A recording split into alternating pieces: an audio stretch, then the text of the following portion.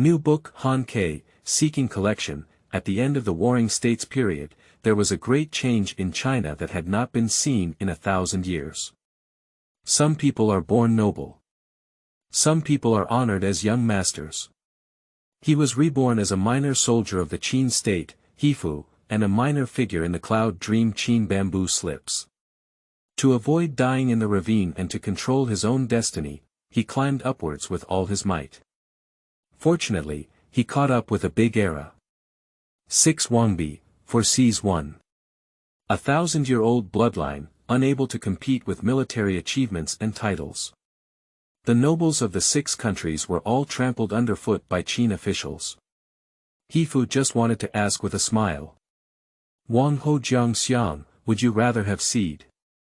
To the south lies Baiyue, but to the north lies the Xiongnu. The Di and Chang tribes fled to the west, while the Lu boats sailed eastward. Within the 6 harmonies, it is the land of the emperor. How has history changed with his involvement? Qin Shi Huang is destined to die, and the world will be divided. As a Qin official, how should one make a decision? Whether to push the tide or turn the tide. Keywords of the novel. Qinli Wu pop-up window, Qinli TXT complete collection download, Qinli latest chapter reading. Chapter 1. Shiwu, please present your ID card. You are listening at novelfull.audio. Chapter 1 Shiwu, please present your ID card. In September of the 20th year of the reign of King Qin, 227 BC, in Anlu County, Nanjun County, the state of Qin, in the evening, it rained by the Yunmengs River, causing ripples in the lake and scattered banana trees. Only those who landed on the roof of the guesthouse were unwilling to be blocked by tiles. In a rudimentary guesthouse by the lake, the owner of the shop, also known as the Sharon with white temples, was busy humming Chu folk songs when he heard a barking dog outside, followed by a heavy knock on the door. Someone came so late, he cursed before slowly moving over and opening the door. Thank you very much, Father.in.law. The guest crawled in awkwardly and saw him wearing a damp brown coat, with a dandy on his lower body, grass shoes on his feet, and a wooden stick used as a hairpin to fix the bun on the left side of his head. When he looked up, he saw that his skin was dark, his facial features were square, his thick eyebrows and big eyes were thick, and his chin was unnecessary. He was a young commoner of 17 or 18 years old. The young man wiped away the rain from his face, revealing a mouthful of white teeth, and bowed to the servant, saying, "Uncle, the rain is blocking the way. I want to stay in the guest house for the night. Can there be verification transmission?" As soon as he heard that this person was going to stay, Sharon suddenly became shrewd from an ordinary rural old man, and his gaze swept towards the young man's waist with a short sword. There is a verified transmission. The young man buried his head in his pocket and carefully took out the verification, made of poplar wood, and the transmission, cut from willow wood strips. Seeing that the text on them was not wet by the rain, he breathed a sigh of relief and handed his hands to the servant, while introducing himself. "I am Shiwu from Yunmeng Township, Anlu County. My father.in.law can call me Heifu. Black man." Shenren has many acquaintances in Yunmeng Township, but he has never heard of this character. His gaze lingers back and forth on the faces of Yen and Heifu. This seriousness makes Heifu feel like his identity card was being checked by the police in his past life, and he sweats profusely for a moment. I can't help but feel guilty, because his identity can be said to be real or fake. It turned out that he was no longer the original black man of the Qin state, but a student of a police academy in a certain province in the 21st century. After graduation, he was admitted to the county police station and went to the lake with friends to play and celebrate, but unfortunately drowned in order to save a little boy who fell into the water. When he woke up again, he found himself lying on a hard bed, surrounded by a group of quaint strangers asking for warmth and comfort. Later on, it was discovered that these were his mother, brother, younger brother, and so on. I probably encountered a vulgar scene called crossing in the novel, and even went back more than 2,000 years in one breath to become a young man named Heifu in Anlu County, Qin state. Heifu, isn't this the soldier from the Qin state in the earliest family letter in China? He has watched some programs reporting on the Cloud Dream Qin bamboo slips, especially impressed by the black bamboo slips, but did not expect that he would become the owner of that letter. Thinking of his future, he shuddered. The TV program said that Heifu wrote the letter in the military camp. Their two brothers were just ordinary soldiers of the Qin army. They not only had to carry out combat tasks, but also lacked food and clothing. They had to write letters to their families asking for money to buy clothes, saying that if they didn't send money again, they would lose lives. Urgent, urgent. It is unknown whether the clothes and money that Heifu requested from his family have been sent or not in later generations, but one thing is certain by archaeologists. During the excavation process, there was only this letter in the tomb without Heifu's bones, which means that Heifu may have died in the war of Qin and Chu, leaving only this letter and being brought into the tomb as a thought by his family: I will die in battle, with no bones left. Heifu began to rack his brains on how to avoid the fate of dying in battle in the future. Before he could even come up with an idea, the local village chief, Li Zheng, suddenly came to his door and called on him by name. Originally, Heifu had turned 17 years old this year. According to the law of the Qin state, as an adult man, he should be registered as a fu, which means registering his household name and assuming the obligation to serve. Now Heifu was dumbfounded, thinking that he was going to be pulled to the battlefield. Although he had received some training in the police academy in his past life and had seen blood during his internship, fighting alone is one thing, and it is one thing in the battlefield where millions of people fight. After hearing his concerns, his older brother laughed heartily and answered Heifu's doubts. Qin was very thoughtful in this regard. As his first time serving in the army, Heifu only needed to serve as a guard in Anlu County for a month, helping the public to repair the city and stand guard or receiving military training. He would not go to the battlefield, so Heifu breathed a sigh of relief. The final deadline for the gathering of soldiers in Anlu County is October 1st. Now that it is the end of September and the service period is in full swing, Heifu had to hastily pack his bags and set off. When bidding farewell outside the inner door, his mother and elder brother gave him countless reminders and instructions, which made the black man, who had lost his mother at a young age in his previous life and had a lonely childhood, feel a hint of warmth at home and gradually identify with this identity. At this point, Heifu's heart was also much more at ease. He thought to himself, take it as it comes. Anyway, it's still early before the big battle that will determine my life and death. Worrying is useless. It's better to watch and listen more, understand this era well, and slowly think of ways to save my life. So, Heifu put his anxiety behind him and began to curiously examine this country, which was known in history as the violent Qin. Not looking or not knowing, I was startled at first sight. Along the way, the completeness of the Qin system and the strictness of the law surprised Heifu. Thinking I went to the wrong set, is this still ancient? For example, when he came to stay at this guest house, he asked for verification and transmission from others. Yen is the ID card of a person from the state of Qin, made of a palm-wide poplar wooden plaque, with the seal engraved on it the hometown and identity of Heifu. He is from Nanjun, Anlu County, Yunmeng Township, and Xiangli, named Heifu. He is the second son of the family and is a scholar. He is 7 feet and 5 inches tall. Shiwu is a term used by the Qin state to refer to ordinary people without titles. In addition, the people of the state of Qin lived adjacent to each other, with 5 households in one unit and 10 households in one unit. They had to farm well on weekdays and were not allowed to leave their hometowns at will. If you want to travel far, not only do you need a valid reason, but you also need the village chief, Li Zheng, and the police station chief, Ting Chang, of your hometown to write a certificate to you. This is called chuan, which is equivalent to a letter of introduction from the people of Qin. Just like in modern times, in the state of Qin, one cannot stay or open a house without an ID card or a letter of introduction. If a shop owner dares to take in such a person, they will be fined or even lose their job. So she carefully questioned Heifu, to the extent that there were a few people in his family who needed to be confirmed for what they were doing. She also asked him the names of several elderly people in the sunset of Yunmengxiang, and whether their health was okay, to determine the authenticity of his identity.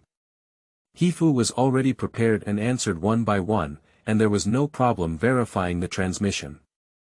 Shiren finally let him go and said, "So it's a sergeant who went to serve in the county. Come with me." Only. Heifu agreed, and a big stone landed in his heart, secretly feeling relieved, saying, "Fortunately, I didn't repeat the mistakes of Shangyang." Heifu had heard this story before his time traveling. After the death of Qin Shaogong, the nobles who were inspired by the new law united and beat Shangyang into a traitor. He was wanted nationwide. Shangyang fled to a hotel to stay, but was refused entry by the owner because he was unable to provide proof of identity. It is a great irony that Shangyang was forced to a dead end by the system he established himself. However, it's also good. Those living in the guesthouse are unlikely to have fugitives or villains. Everyone is a good citizen of the state of Qin, so they can sleep with peace of mind. The guest house was not large, just a courtyard with 2 entrances. As he passed by the courtyard, Heifu saw a carriage parked here, probably belonging to a resident official. Later, he followed the servant to a large house built against the east wall, but before entering, the servant suddenly turned back and said, "Do you know that fighting privately in the guest house is a serious crime?" Heifu hurriedly said, "I know, I will never cause any trouble." The state of Qin encourages public warfare, rigorous private combat, and those who engage in violence with others will have their hair and beard shaved off and become criminals. It's good to understand. She still asked Heifu to hand over the weapons he was carrying, and then she opened the door of the big house with a bad face. A warm feeling immediately hit her face. There were already 4 or 5 people inside the house, who were heating around the stove. When they saw another guest brought by Lao Shi, they each squeezed and squeezed. One of the skinny young men warmly greeted him, "Little brother, come and sit here. Wait a moment, I'll prepare the hot soup." The people of Lao Shi are getting old and always do things slowly. The guest house only provides meals for business officials. As for ordinary people, they just need to nibble on their own dry food. It is the utmost kindness to give them a free bowl of hot soup to drink. Heifu found a comfortable position to sit cross-legged, while grilling clothes and looking at several people under the same roof. Their attire was similar to that of the black man, both dressed in brown clothes and damp. It's not easy for people to go out and work in this weather. After a while, a few people started talking about the weather, from today's weather to the harvest after autumn. Heifu listens attentively and occasionally responds with a few words. Although he doesn't speak much, he enjoys listening to others talk, which allows him to have a more genuine understanding of the people and things of this era, and at the same time absorb useful information. As we chatted, the topic gradually shifted from daily life to the recent events happening around the world. "Have you heard the rumor?" The thin black young man named Ji Ying, who greeted Heifu sitting next to him, suddenly lowered his voice and said to Heifu and others, "I heard people from Guangzhou say that last month, there was an assassin from the Yan kingdom who dared to assassinate the king in the Xianyang palace." End of this chapter. Chapter 2. World Affairs and Current Events. You are listening at novelfull.audio. Chapter 2. World Affairs and Current Events. The Yan people were extremely cunning, even using the pretext of offering maps to hide sharp swords and intend to assassinate the king. The people next to them all took a deep breath and listened carefully to Ji Ying's heart-wrenching story. It wasn't until I heard that the king was fine that I breathed a sigh of relief. I cursed the assassin and the state of Yan, and at the same time, I felt fortunate and said, "The king is protected by heaven and will never encounter any problems." It can be seen that at least for now, King Yingzheng of Qin is highly respected in the minds of ordinary Qin people, as he is on par with the heavens. Only Heifu felt sorry for Jing Ku and immediately fell into contemplation. He heard from his elder brother Zhong that 3 years ago, 230 BC, South Korea was conquered by the current governor of Nanjun, Teng. 1 year ago, 228 BC, the capital of Zhao, Handan, was also occupied by the Qin army, and Zhong even participated in that battle. Now, the assassination of King Qin by Jing Ku has also occurred, which means that the Yan kingdom is about to end soon. As a history enthusiast, Heifu knew the next script. As revenge, King Yingzheng of Qin sent a large army to attack Yan. Next year, Yan Du was defeated, Prince Dan was killed, and the Yan king surrendered to Liaodong. At the same time, the Qin army was still fiercely attacking the city of Daliang, and the state of Wei would soon be destroyed. In this way, the state of Qin has already swept across the north, and the sword of King Yingzheng of Qin is about to point towards the state of Chu in the south. That is to say, in just 2 years, the Qin-Chu war will fully erupt. Heifu twisted his fingers and calculated, feeling uneasy in his heart. Those seemingly distant world events were closely related to him. With the repeated victories of the Qin army, the footsteps of death were slowly approaching him. The War of Qin's destruction of Chu lasted for several years, and at its most intense, the general of Qin, Wang Jian, deployed 600,000 soldiers.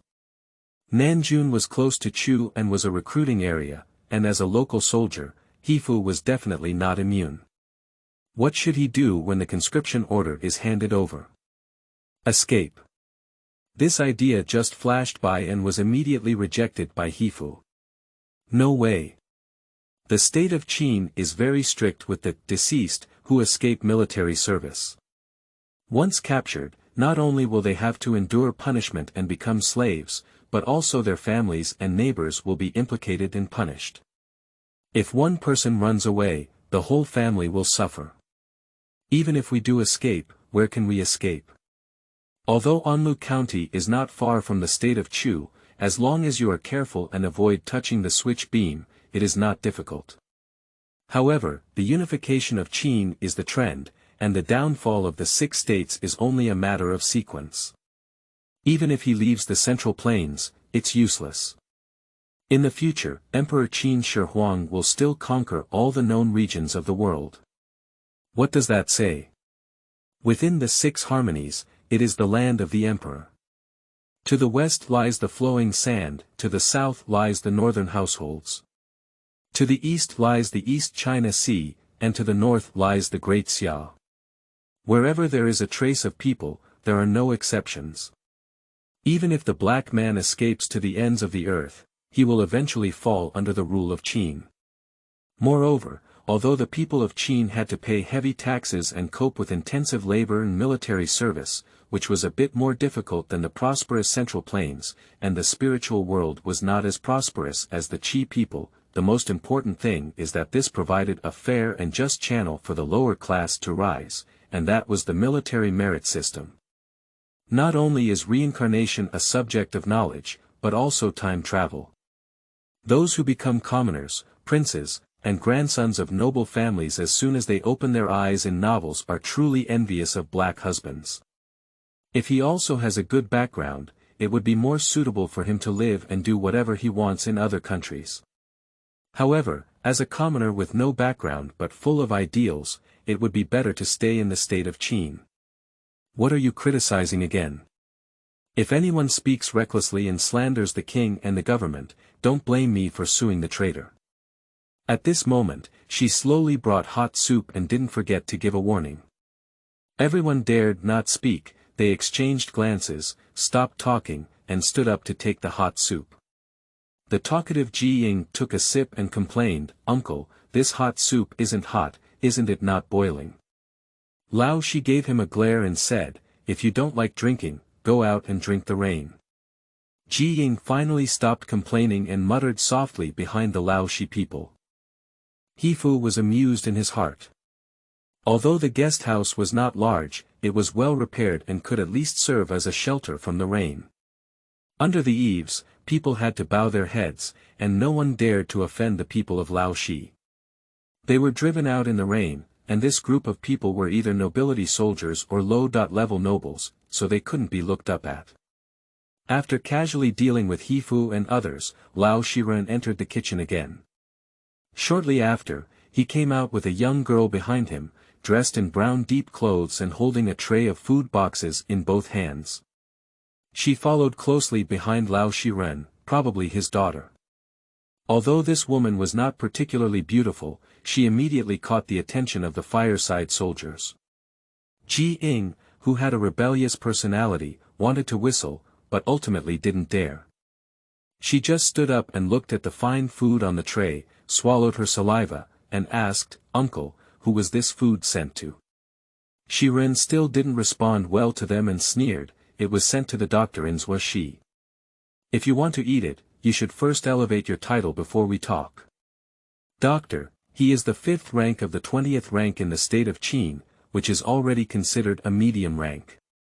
Ji Ying had to squat down again, staring at the twisted waist of the girl for a long time, until she disappeared into the field of vision. Then she angrily said, "I saw not only polished rice and white rice, clear water, but also meat in that plate. She even took her daughter to deliver it herself. Do you want the doctor to take her as a concubine? I'm not shy, I can really do it. After all, he is a doctor, and his treatment is naturally different from that of other scholars." Heifu couldn't help but feel a sigh. He didn't feel as cynical as Ji Ying, but silently sat down and took out the food prepared for him by his mother from his pocket. Hou, which is to sun-dry the steamed rice. Although it can fill his stomach, the taste is really not commendable. He could only smell the delicious fish and meat coming from next door and swallow the dried rice. To my ears, there were also the respectful flattery words of Laoshi people, which were vastly different from the attitude just now. This incident made Heifu better understand that the state of Qin was a class society with clear hierarchy, and treatment was entirely determined by titles. Not only do they eat differently, but they also live in different places. Small ordinary people like Heifu and others who pass by can only squeeze and sleep on the ground. Those who do not hold lower titles are equivalent to small clerks and can sleep in large bunks. Like the doctor next door, who is equivalent to a county bureau-level cadre in later generations, there is a dedicated room to rest, and perhaps even the daughter of a servant helps wash feet and pinch feet. The gap between people. By the time Heifu finished his meal with hot soup, it was already very late at night. The old Sharon forgot to add firewood to the fireplace in the big room, and the fire quickly went out. The surroundings became colder and colder, and the soldiers could only huddle together to keep warm. Others had long been accustomed to this treatment and quickly fell asleep, with snoring all over the room. However, Heifu couldn't sleep and was still pondering his future plans. People are divided into 3, 6, and 9 classes, which has existed since ancient times. In the darkness, recalling the experiences of these days, Heifu clenched his fist and secretly made up his mind, saying, "I understand now. If you want to live a good life in the state of Qin, if you want to get rid of the fate of filling ditches, the only way right now is to obtain a title." P.S. Since Ma Feibai, Lin Jianming, and other prominent figures in Qin history all refer to Qin Shi Huang as Yingzheng in their monographs, there is no need to delve into it in novels. Everything should be given priority to fluency. July new book, I hope everyone can support me. End of this chapter. Chapter 3. Rare Titles. You are listening at novelfull.audio. Chapter 3 Rare Titles. As far as Heifu knows, after the reform of Shangyang, the state of Qin was divided into 20 ranks, from the lowest level of Gongshi and Shangzhou to the highest level of Guanyihu and Chehou. According to the laws of Qin, by obtaining a title, one can obtain land, houses, and servants and slaves who work for them. With each level of advancement, the salary increases, and one can transform from a poor person without a foothold into a small landlord, a big landlord, or even a lord with their own fiefdom. The higher the title, the higher the position held. Heifu speculated that in history, the Heifu brothers died in battle because they served as soldiers charging into battle. But if he already had a title when he was called up, as an officer with his own subordinates, it would be equivalent to holding his own life in his hands. As long as he is careful and cautious, he will definitely have a chance to survive. Thinking back, but at the moment, Heifu is a level 0 sergeant.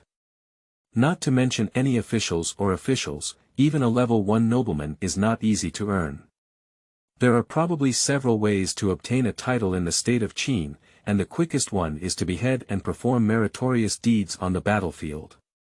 According to the Qin law, if you chop off one head, you will be ranked first. The title of Gongshi that the elder brother sincerely inherited was the one that his father fought several times on the battlefield and finally chopped off a head in exchange.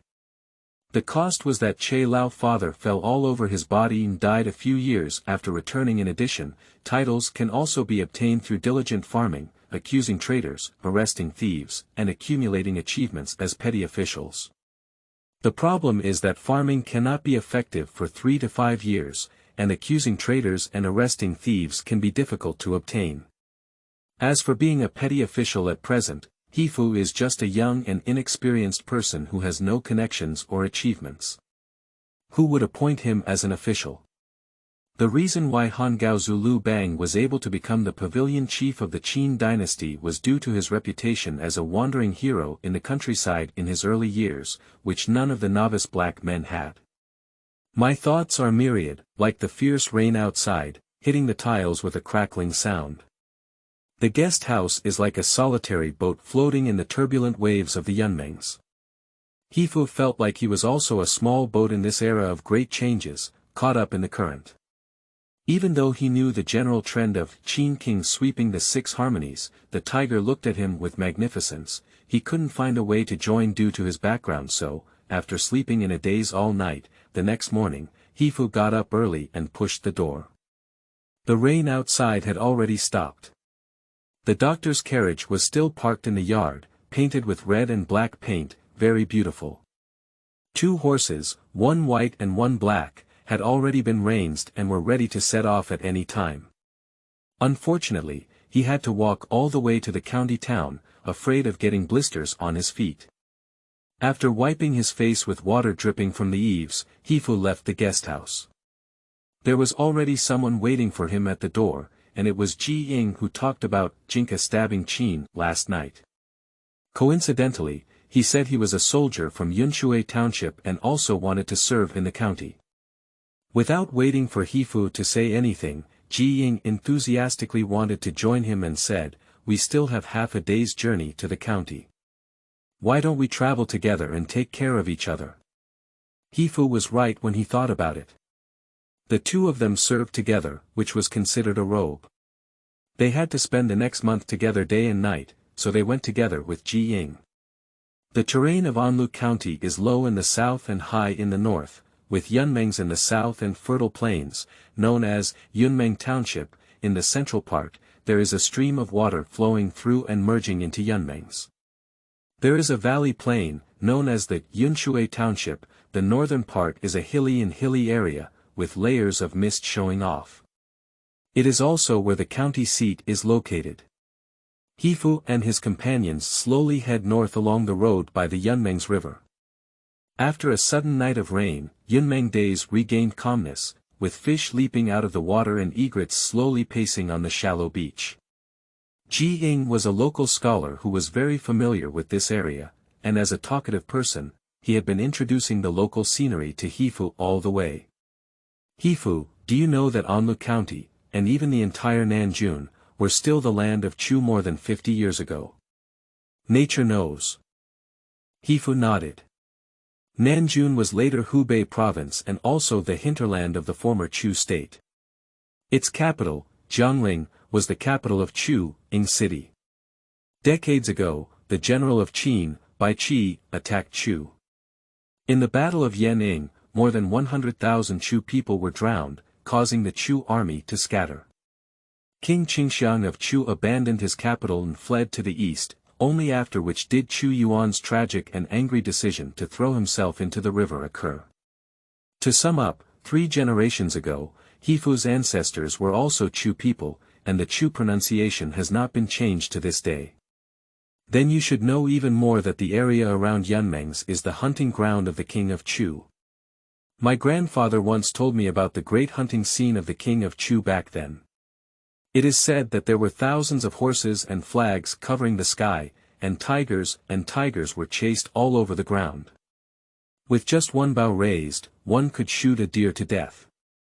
After finishing speaking, Ji Ying licked his lips again and chatted along the way. Heifu almost understood the temperament of his peers. He was talkative, clever, and a bit greedy, so he laughed at him and said, "Don't you want to eat meat again?" "Who doesn't want it?" Ji Ying asked back, but patted her skinny belly and sighed. "Unfortunately, Yunmeng's has dried up quite a bit recently, and various wild animals have migrated to other places. Even Ozawa, which is close to the road for fishing, no one dares to go now." Heifu Chi said, "So why is this?" "Because recently many deceased people have fled south and fled to the Zhejiang area for theft. I heard that many merchants and fishermen passed through this area and were robbed of their property, killing their lives. The county has repeatedly ordered nearby pavilions and houses to pursue and suppress them, but they always let the thieves escape. That's why I invited you to accompany me." "Is the deceased a thief?" Heifu couldn't help but feel moved in his heart. He looked into the distance, where the water and bushes were continuous and shrubs were growing. It was indeed a good place for bandits to break free and rob homes.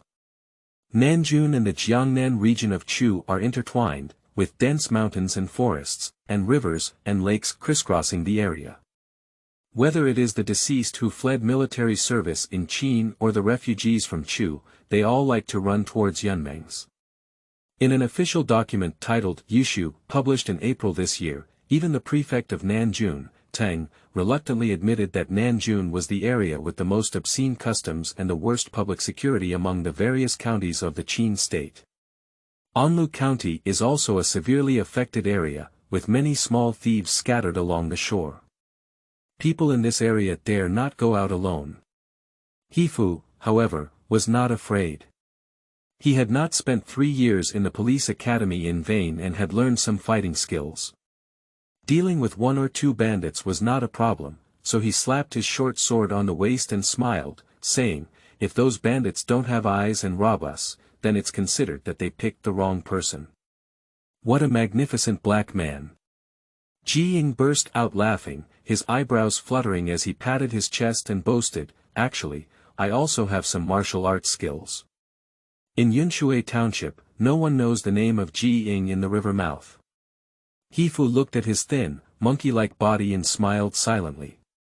Unexpectedly, before he could finish speaking, at the end of the small path covered by bushes ahead, countless green-headed wild ducks were startled and flew away. Then, he screamed for help, "Thieves! Help! Help! Thief!" Ji Ying, who was just boasting shamelessly, immediately fell to the ground with a stirring spirit.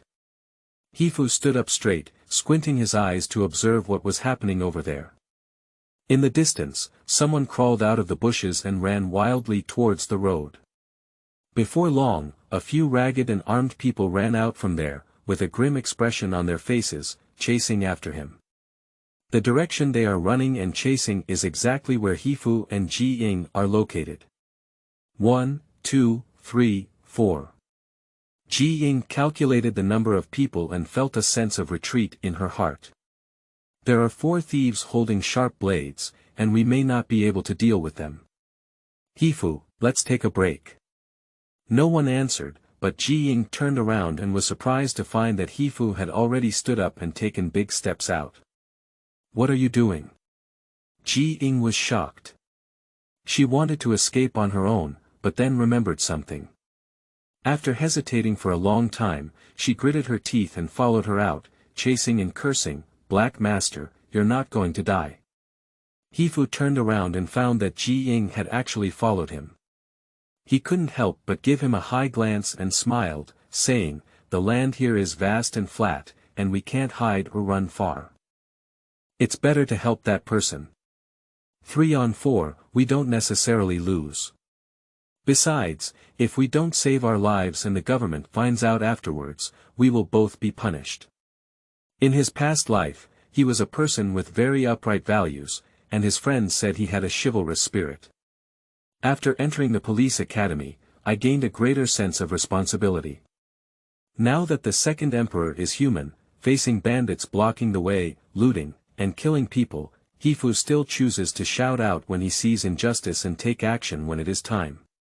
Besides, Big Brother Zhong once mentioned that in the state of Qin, those who refuse to save their lives will be punished, and if they can catch thieves, there will be rewards.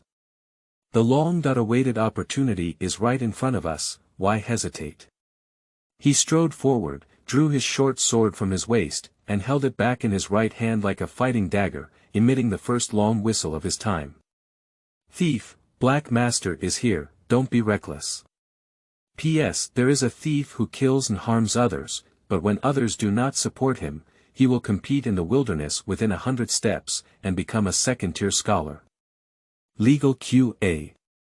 To answer the previous question, isn't it true that Qin's adulthood depends on height? Answer, yes, but starting from September of the 16th year, the age of the Qin people began to depend on whether they reached adulthood. The new book has 2 chapters a day for the time being, 9 in the morning and 5 in the evening. To be honest, I have written this book very enthusiastically, but the difficulty of searching for information is several times that of the first 2 books, so the writing speed is not fast. After all, for those who have just left the palace, let me stabilize first. End of this chapter. Chapter 4. Brave action for righteousness is the obligation of every Qin person. You are listening at novelfull.audio. Chapter 4. Brave action for righteousness is the obligation of every Qin person. Heifu, you are indeed a reckless man, causing me great harm. Ji Ying held a short sword and carefully guarded against the thieves in front of her, feeling very regretful in her heart. I used to be such a shrewd person, how could I impulsively follow the black man to stand in front of these 4 thieves?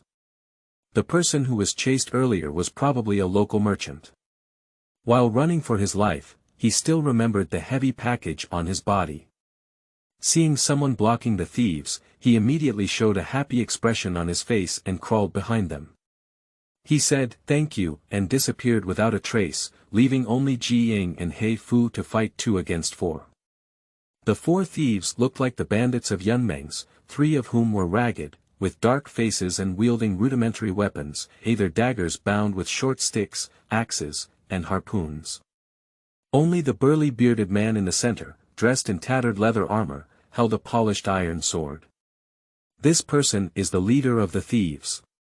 Seeing that Ji Ying and Heifu had ruined their good deeds, he spread his arms and asked the 3 accomplices to disperse.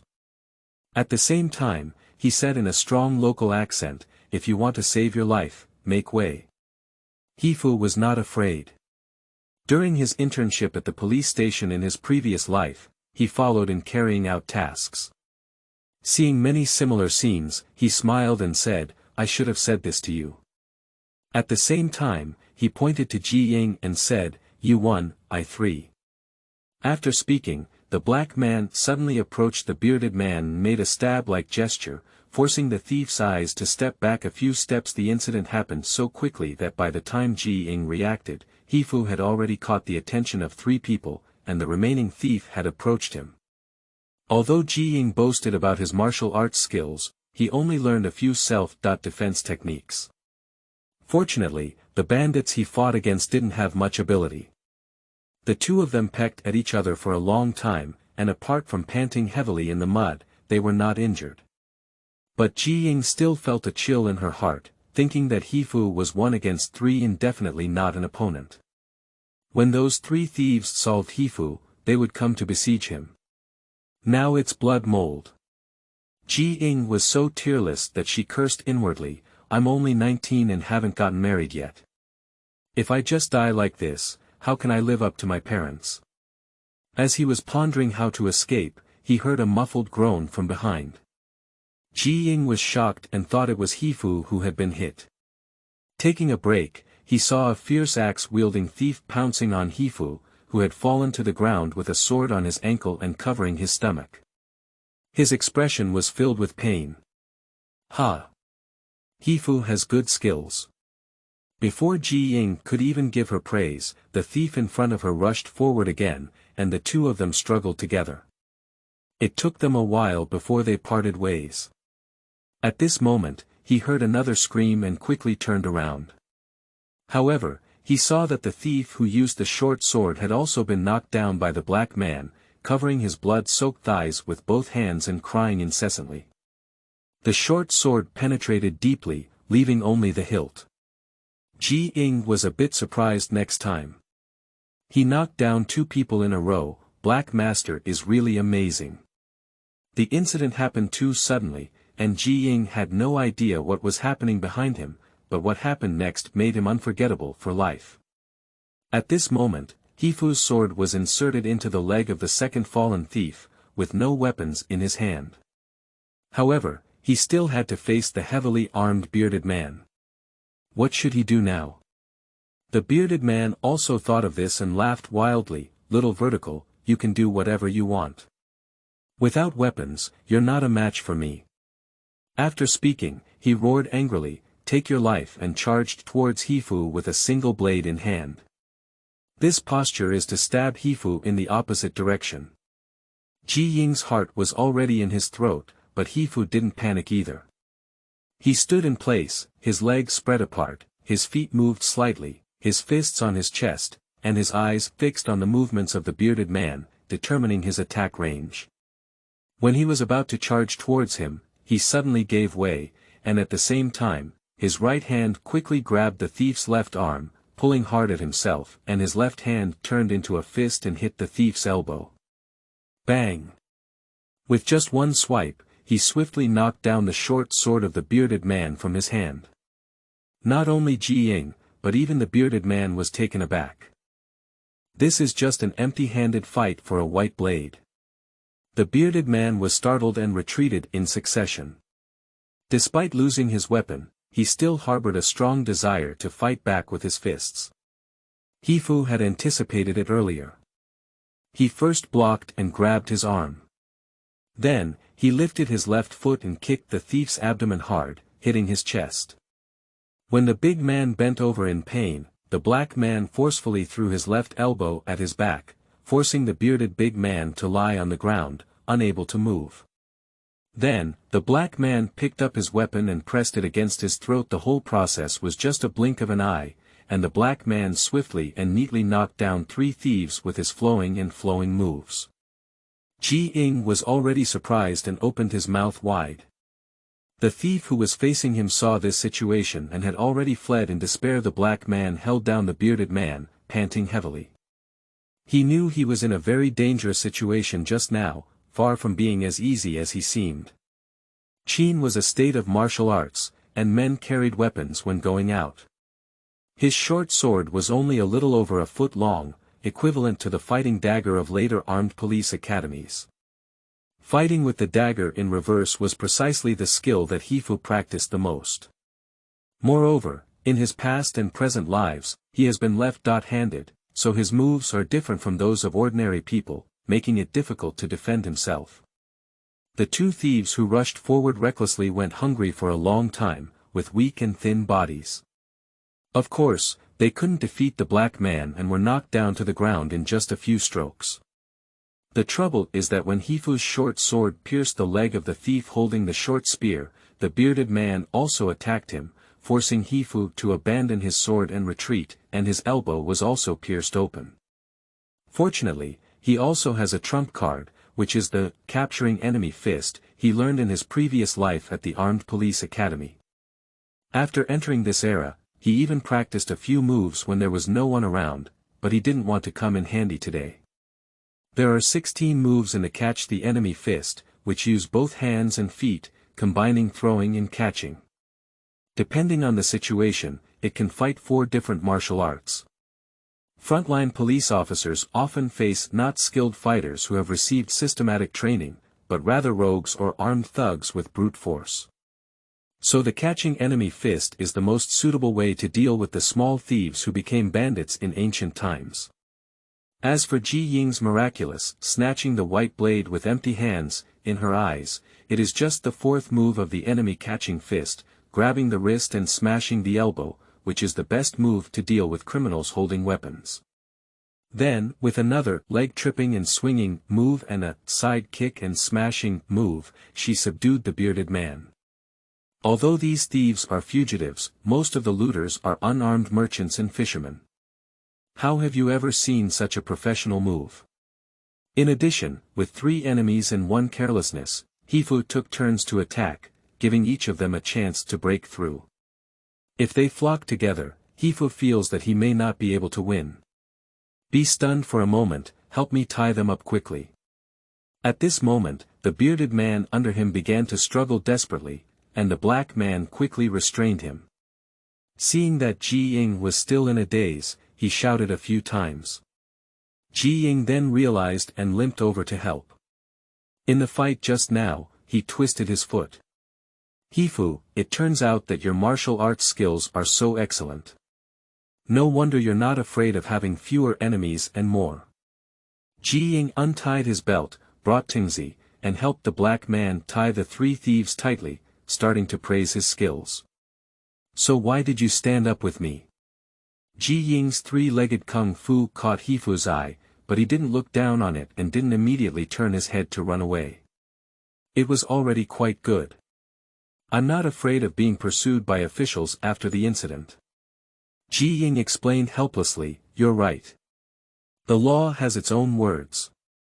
If someone robs and kills someone on the main road, if they don't rescue passers-by within 100 steps, they should be treated as worthless, second class. Qian means fine. This provision, which Heifu knew, was also one of the reasons why he had great respect for the laws of Qin. In later generations, acting bravely in righteousness was only a virtue, but in Qin, acting bravely in righteousness was explicitly protected by the law and became an obligation that every Qin person should fulfill. If future generations can do the same. Heifu couldn't help but feel a sense of remorse in his heart. It's not that he values the past over the present, but rather that the strange phenomenon of those elderly people falling to the ground and not daring to help them, but being blackmailed in the 21st century, is truly chilling. He can only say, the human heart is not ancient. If it were placed in the state of Qin, would you dare not help if an elderly person falls down? Do you dare to try blackmail when someone helps you up? The officials of the Qin state will teach you how to be a good person every minute, using the law rather than morality. Do you know how much it costs to be punished with a 2nd grade? Ji Ying tied the last knot and looked up to ask. This. When Heifu first came to this era, he was not very clear about various prices. Before he could recall it, Ji Ying exclaimed like a bolt of fire, in Nanjun, the first tier costs 1,344 yuan, while the second tier costs 2,688 yuan. How expensive! Heifu sighed. At least he knew that the price of rice in Anlu County varied from 40 to 120 yuan per stone depending on the years of abundance and famine. Taking this year's rice price as 80 yuan per stone, it was equivalent to a fine of 33 stones of millet, which was a small amount of food for a 7-foot man like Heifu for a year and a half. When it comes to the characteristics of Qin's laws, one word is thin. Even small things like mice biting into granary pockets need to be taken care of. Another word. Heavy. The severity of Qin's punishment can be seen from the fine. This means that simply not helping an elderly woman who fell down can cause a not wealthy soldier to suffer huge economic losses. No wonder later generations often say that Qin's laws are harsh. On the other hand, if there is a heavy punishment, there must be a heavy reward. When tying up 3 thieves and finding some herbal leaves to help the black man deal with his hand wound, Ji Ying asked mysteriously, do you know how much reward the government has for capturing a group of thieves? Heifu said, don't tease me, just speak up. This is what I heard from Yuban in the village. Ji Ying picked up a branch of the tree and wrote 14 and 3 on the ground, then pointed to them and said, there are laws and regulations. If you can capture a group of thieves alive, it's equivalent to beheading them at level 2. The government will reward you 14 gold coins.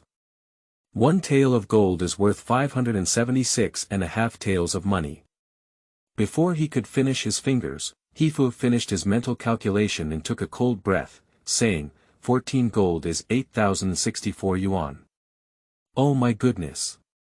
That's right, that's right. If you capture 3 people, you will receive a reward of over 24,000 yuan. Speaking of this, Ji Ying enviously patted Heifu's shoulder and said, Heifu, you have made a lot of money.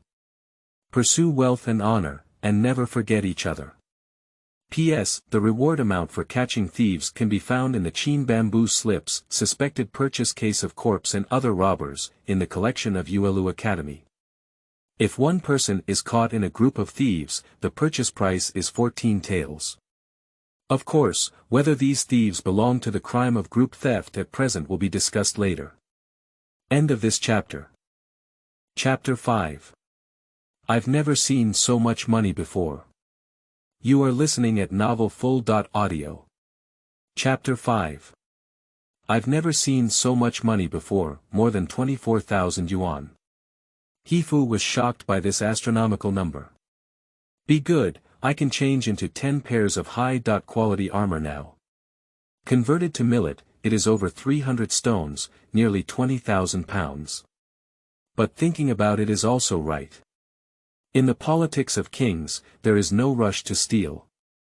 Like its predecessor, the law of Qin, the law of catching thieves, ranks first because thieves roam the roads and cause great damage to social order. The governor of Nanjun was deeply saddened by this situation in his official documents, so it is reasonable to encourage officials and the people to arrest thieves with heavy rewards.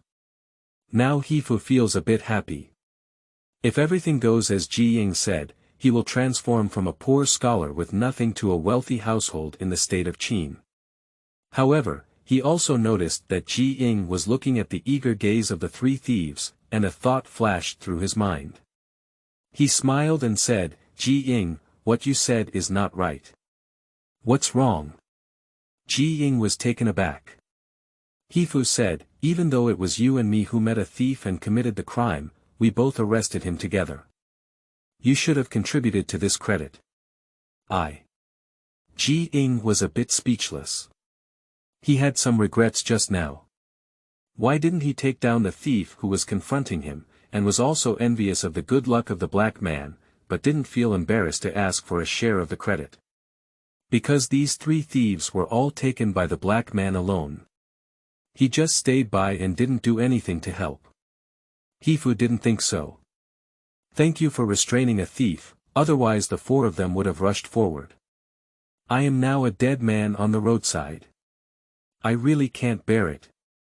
Ji Ying blushed and wanted to decline, but Heifu had already made up his mind and patted him, saying, we can all live and die together. This wealth and prosperity should be shared. This moved Ji Ying so much that she opened her mouth several times and swallowed it back. After a while, she bowed heavily to Heifu and said, Heifu, from today on, I will treat you like my own brother, Ji Ying. Whenever you need me, just give orders. Heifu quickly helped him up. In Heifu's view, although Ji Ying's skills were a bit lacking and he was talkative, he was quite decent, especially when he didn't run away in case of trouble. So Heifu felt that this friend was worth making, and if he could fulfill his promise, perhaps he would really need it in the future. Furthermore, Heifu was innocent and held accountable. Heifu, who received such a great reward alone, also felt a little uneasy in his heart. He alone cannot keep an eye on 3 people at the same time. It's better to have multiple conspirators escort the thieves together. Anyway, subtracting 1 person, the remaining 2 people can also give him a reward of over 16,000 yuan, which is enough. With this money, even if he entered the army a few years later, Heifu didn't have to write letters to his mother asking for money and clothes anymore. As a result, the gears of his fate were slightly disrupted. During the time when the 2 of them were pushing each other, among the 3 thieves, 2 of the injured were moaning in pain, but the burly man who was tied up in various flowers suddenly burst out laughing. Ha ha ha. He laughed so violently that his saliva flowed onto his beard, as if he had seen the greatest joke in the world and was about to burst into laughter. Ji Ying was furious and went over to kick him hard, cursing, "Thief, what's so funny?" The bearded man raised his head and grinned, "What I'm laughing at is that I never expected to be so valuable. Why did I live for more than 30 years and never know?" Heifu and Ji Ying were taken aback for a moment, and the bearded man chattered incessantly, "My name is Pan. Like you and others, I used to be a scholar of Qin, Wu Yangmin. I never left this county for half a step until one day when the government conscripted me to join the army. So I set off in tattered clothes. At that time, my heart was burning, and I was thinking of cutting off a few head-level titles to shine in the village. Unexpectedly, you found that the taste on the battlefield was not at all wonderful. Heifu can probably guess what this bearded man has gone through. In his past life, his family had an uncle who had participated in self-defense and counterattacks. He once told them that not everyone can adapt to the battlefield. For some people, the smell of death is enough to make them collapse. When you charge forward, there will always be someone running in the opposite direction. In ancient times, this was even more true. The state of Qin never raised armies, and theoretically, each person would only be called up twice. However, this law alone became an empty text. The actual situation is that under the will of King Qin, every soldier must participate in countless wars year after year. On the battlefield, the younger brother watched as his brother died, his father lost his son, and the village party's belly was cut open by a sharp sword. Even those who survived the first 10 battles may have collapsed in the 11th battle. So there were deserters and dead people, and in the code of law of Qin, these people were already synonymous with dead people and slaves. In the state of Qin, if he fled once, he would never be able to become a soldier again, nor would he be able to return to his hometown. Even if he did, his parents and brothers would have been serving sentences long ago. The voice of the bearded man lowered, and this was the story of him being forced to become a bandit. Heifu remained silent. This thief reminded him of the Heifu brothers in history. Perhaps due to a momentary thought, they ended up with this person. In more than a decade, Liu Bang, the founder of the Han dynasty, is likely to be in a similar situation. He fled to the mountains, seeking amnesty but was unable to do so. His wife and children were also arrested and imprisoned, and in the end, he rebelled. Tell me, when I was a scholar, I was as insignificant as a blade of grass and worthless. But when I became a bandit, my value doubled. Is it funny or not? Ji Ying scratched her head, but her heart hardened again.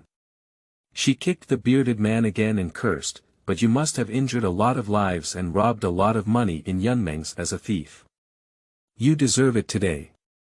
The bearded man seemed to have suffered a great deal of injustice, blushed, spat on the ground, spat out a tooth that had been knocked out during a fight and cursed loudly, "Nonsense. Nai Dong has several lives in his hands, but all he encounters are poor ghosts. Let alone 14 gold coins, he hasn't even seen a single one." Ji Ying ignored him and came up with an idea, "Brother Heifu, we are going to serve in the county town. We only have a 20.30-mile journey now. Hurry, and we will arrive at night. Let's just escort 3 thieves over and hand them over to the county prison earlier to receive the reward. We can rest assured. It makes sense." The black man nodded. Although he felt a sense of sorrow for the dead, his future life and death were at stake, and he couldn't tolerate his softness. He had to let these people serve as stepping stones for his wealth and prosperity. The bearded man, with his hands tied back and tied to the other two, was still shouting, "Ever since he died in the military camp, I knew today would be a day of cooking and killing, and I spared no effort, but there was one more request." Heifu looked at him and said, "You say." The bearded man said with an expression that was both crying and laughing, "After you escort me to the government, if you receive a reward, please let me take a look and touch it. Let me know that I am truly worth so much money." "Shut up. Ji Ying felt heartbroken for no reason and kicked the big man again, but this time it wasn't that heavy anymore. Heifu and Ji Ying picked up the three thieves and forced them onto the road. Unexpectedly, at this moment, a group of people ran over on the road, all armed with bows and arrows, spears and spears, short swords and shields, and even a horse rider. Seeing Heifu and others from afar, the rider accelerated and rushed over, shouting loudly from afar, "Where is the thief?" A few steps ahead of Heifu, he grabbed the reins and stopped the horse. The dust raised by the hooves covered Heifu and his companions' faces. Ji Ying spat out sand and cursed loudly, "You scumbag, what do you want to do?" The man on horseback is over 20 years old. He wears a red robe on his head, a leather armor on his body, and is dressed in red clothes. He wears a sword around his waist and has a thin and long horse face. Seeing three thieves bound, the newcomer's face lit up and he dismounted to investigate.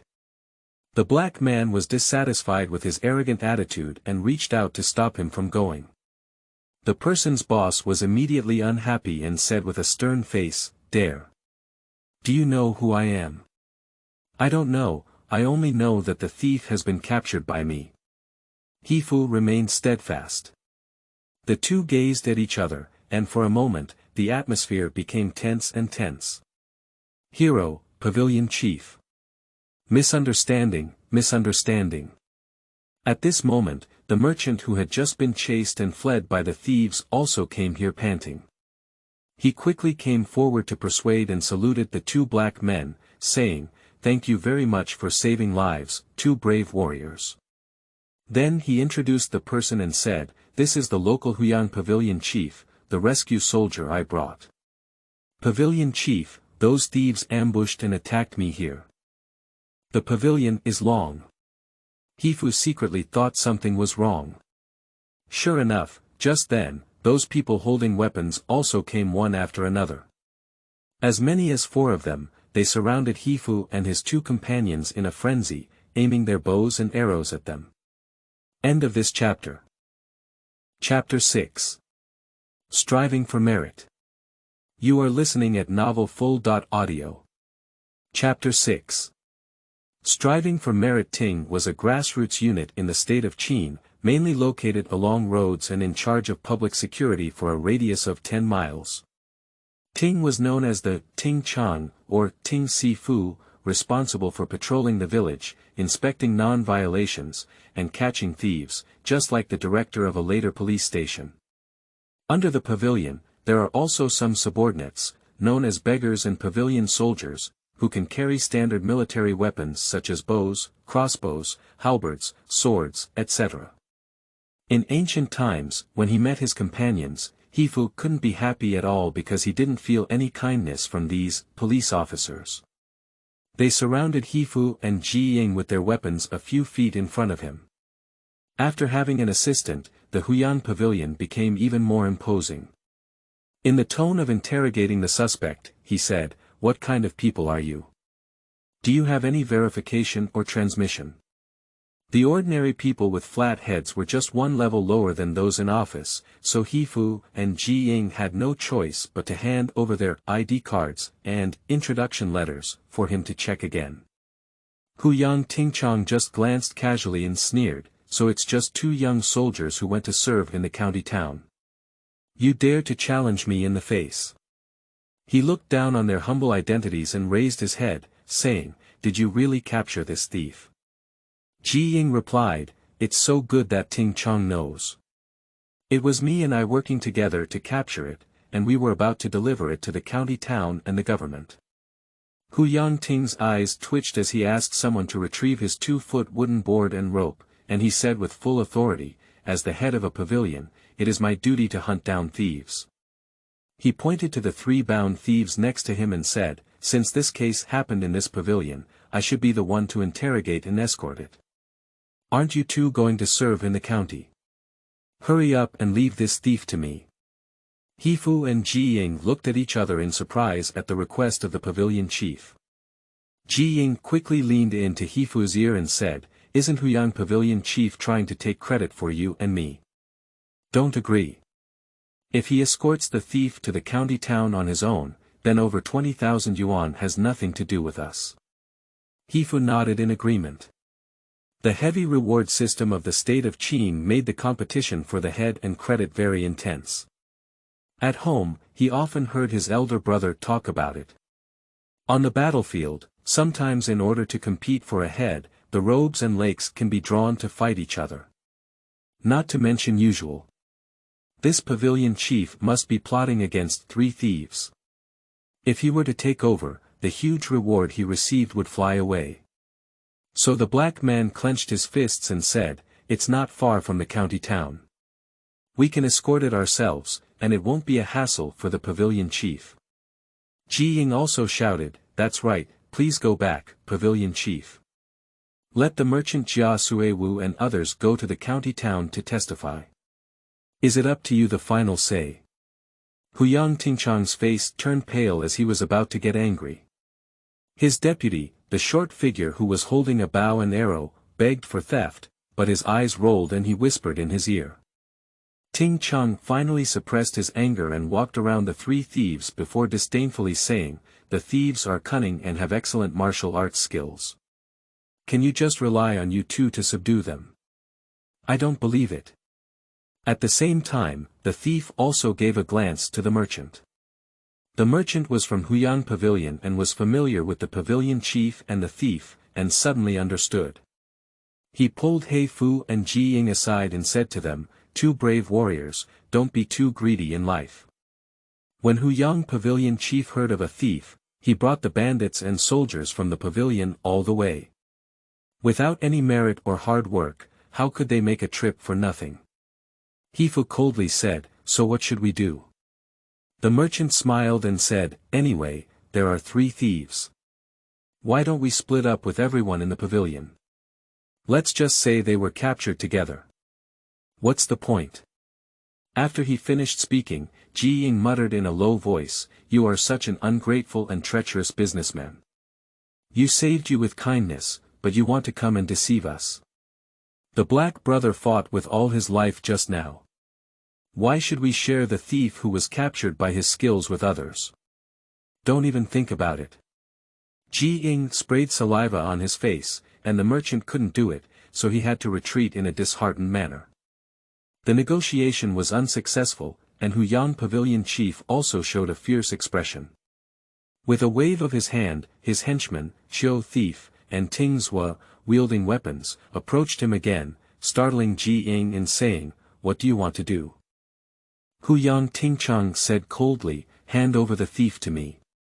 You leave on your own, otherwise." He raised the wooden slips and ropes in his hand, intending to seize them with force. Ji Ying was a bit scared, so he turned around to look at Heifu and wanted him to come up with an idea. Heifu remained silent and pondered what to do. Before leaving home, his honest older brother repeatedly instructed him to be patient and not engage in private fights with people, especially not to offend high-ranking officials. Although the chief of Huyang Pavilion is just a petty official fighting for food, he is still an official. According to the laws of Qin, if civilians and officials engage in violence, regardless of whether they reason or not, they will be punished. Once he serves his sentence, his life is considered finished. The haughty appearance of Huyang Tingchang once again made Heifu furious. Whether it's giving the thief away or sharing the credit with the pavilion chief and others, he is unwilling to accept it. What should I do? Heifu was caught in a dilemma. At this moment, he saw a carriage slowly approaching on the road, painted with black and red paint. The 2 horses were black and white, and it was the same carriage as the doctor in the same guest house as them last night. Hefton's eyes lit up. If you really encounter injustice, the best way is to report it to the government. This was what the elder brother repeatedly told him, and now that the matter has come to an end, Black Man only has this method left. He immediately saw a loophole and suddenly broke through the encirclement of the thieves and pavilions, darted out, ran to the center of the road, opened his arms, and stopped the carriage. Ting Chang, merchants, Ji Ying, and others were stunned by this incident and didn't react for a while. The coachman didn't expect anyone to block the way, so he quickly grabbed the reins and the carriage barely stopped a few feet away in front of the black man. The coachman cursed loudly, "Where did the vertical pole come from? How dare you block the road? Do you know whose car this is? Nature knows." Heifu didn't pay much attention to this meeting. He saluted in the middle of the dusty road and shouted loudly, "I have a grievance against you. I hope the doctor can make the decision." After a while, the bamboo curtain of the carriage slowly lifted, revealing a hand holding a bamboo roll in the face of a middle-aged man. He wore a deep crown, thick sagittal beard on his lips, and silk shoes on his feet. He was indeed a polite official. The civil servant glanced at Heifu and slowly asked, "What injustice do you have? Let me explain." Heifu said, "I am a soldier who went to serve in the county town. Last night, I stayed with a doctor in a guest house. This morning, I was traveling with my colleague and encountered thieves who were robbing and killing merchants. I stopped them and captured 3 thieves. I was about to deliver them to the government in the county town, but to my surprise." At this moment, the pavilion chief and others also arrived at the center of the road, and the black man pointed at him and said, unexpectedly, the local Huyan pavilion chief wanted to seize the thief and take the credit for himself. After speaking these words, Heifu's heart pounded. He only hoped that he had not made a mistake in gambling. The civil servant in front of him was a good official who could judge right from wrong. "Senior officer, be aware." The chief of Huyan Pavilion was very panicked. He recognized the doctor in front of him and quickly bowed and nodded repeatedly. "I only inquired according to convention, without any intention of taking credit or deceiving rewards. This scholar Wu is falsely accusing me." The two sides were arguing, but the doctor on the carriage was not in a hurry. He held a bamboo roll in one hand and touched the beard on his lips with the other.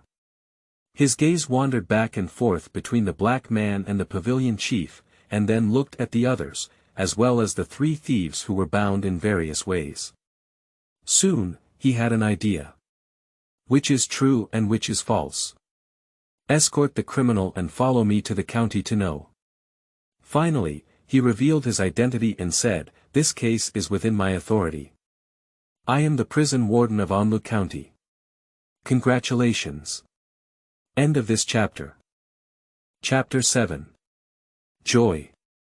You are listening at novelfull.audio.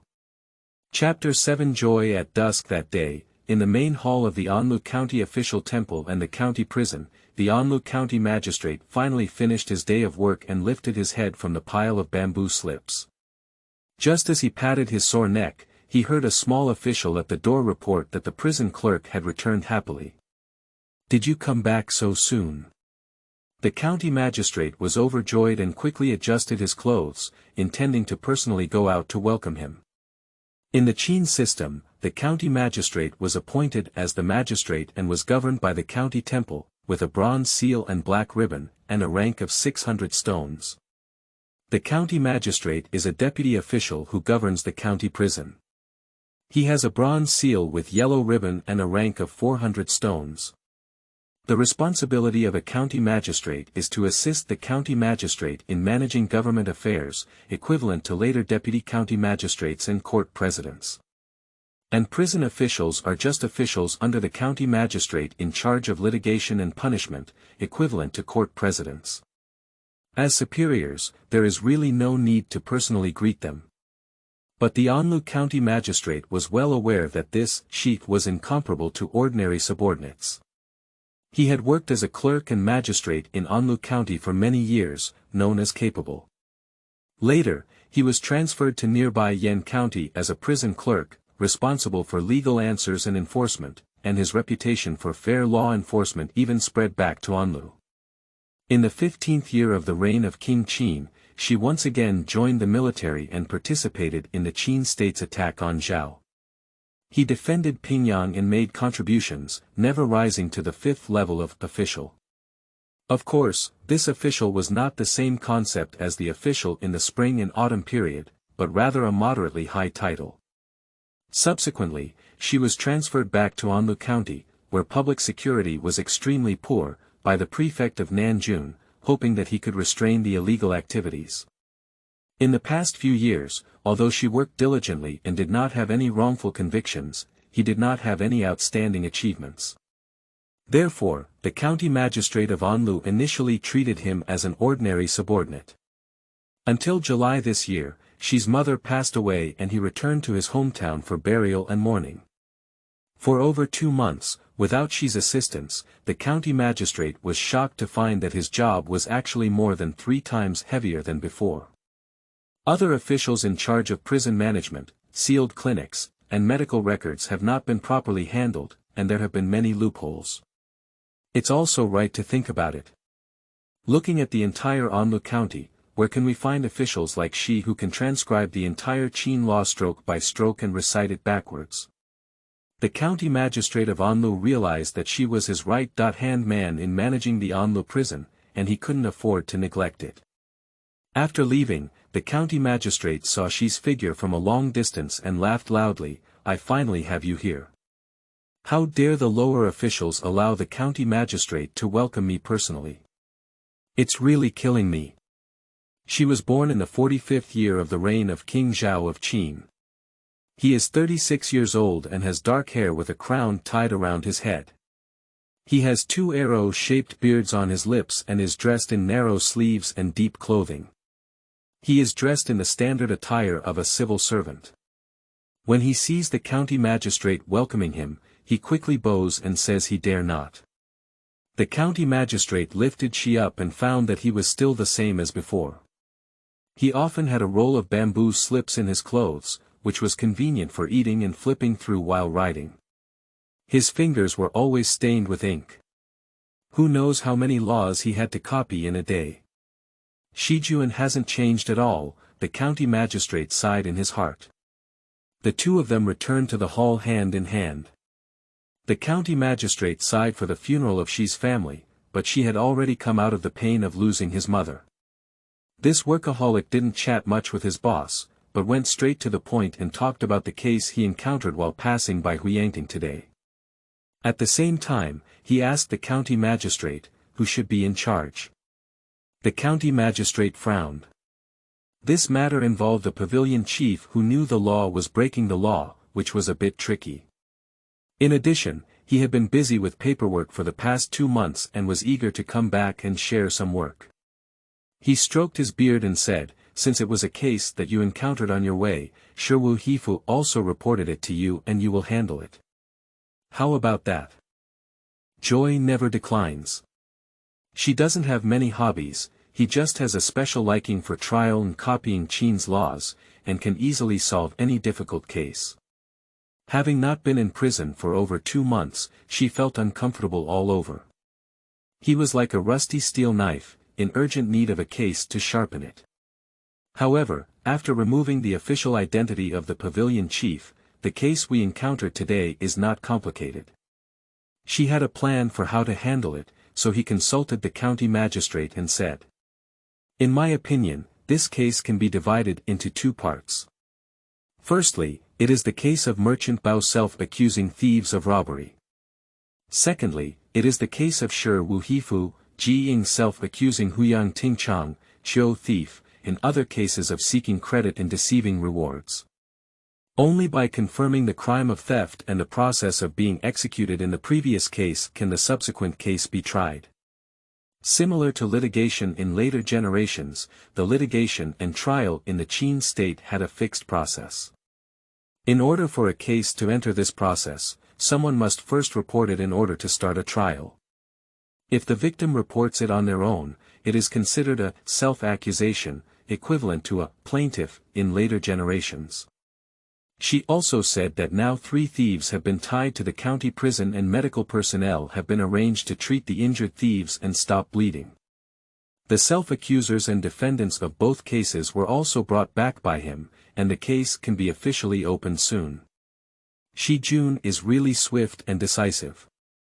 I can rest assured of your actions." The county magistrate was very satisfied and calmly became the shopkeeper, letting Shi make his own choice. After bidding farewell to the county magistrate, Shi hurriedly rushed to his office room. His two subordinates, the officials, angry, and the prison officials, happy, had been waiting here for a long time. His subordinates were also named by chance. Lekong said to anger and then found someone named AI to write the document. Their small official office combined four emotions: joy, anger, sorrow, and happiness. She didn't have the time to joke, as he wrote on the case the sealed diagnosis style, which is the interrogation principle and procedure of this case, while saying, you should know that before the interrogation begins, the names, identities, and birthplaces of the criminals and the informants must be determined. The two nodded and said, this is nature. She bien arranged and said, anger, your face is fierce and your voice is chilling. I will be responsible for asking the three thieves and intimidating them a bit. Lu, you have a kind face and a pleasant voice, so you are responsible for questioning the three self-informants, so that they do not panic and wait for the interrogation with peace of mind. Angry and happy quickly claimed that from the moment they learned about their boss's return, they understood that their hard days of working overtime had come again. Fortunately, this prison clerk had rich experience in handling cases, and he had a clear understanding of what kind of people to deal with. As for the Huyang Pavilion chief and the thief-seeking group, she stopped writing, looked up, and said coldly, as a pavilion chief, but knows how to break the law, it shows that he is a bold and reckless person. I heard that he has some background in his family, and you may not be able to handle it. So let me personally meet him. Angry and happy, they only agreed and said they would go and do these things tomorrow morning. Tomorrow morning. She shook her head and said, it seems that I haven't been here for the past 2 months, and you have been quite negligent. He stood up and began to instruct the two, as early as the time of the Shang Jun's reform, he demanded that the government must handle the official duties of the day and not delay overnight. Anger and joy both have a tingling scalp. The person that this boss admires the most is Shang Jun, who likes to emulate in everything and is known for it. Sure enough, she pointed upwards and quoted a sentence from Shang Yang. Shang Jun said, those who govern by day are kings, those who govern by night are strong, and those who govern by lodging are pruned. A country that can handle all its affairs on the same day can become king in the world.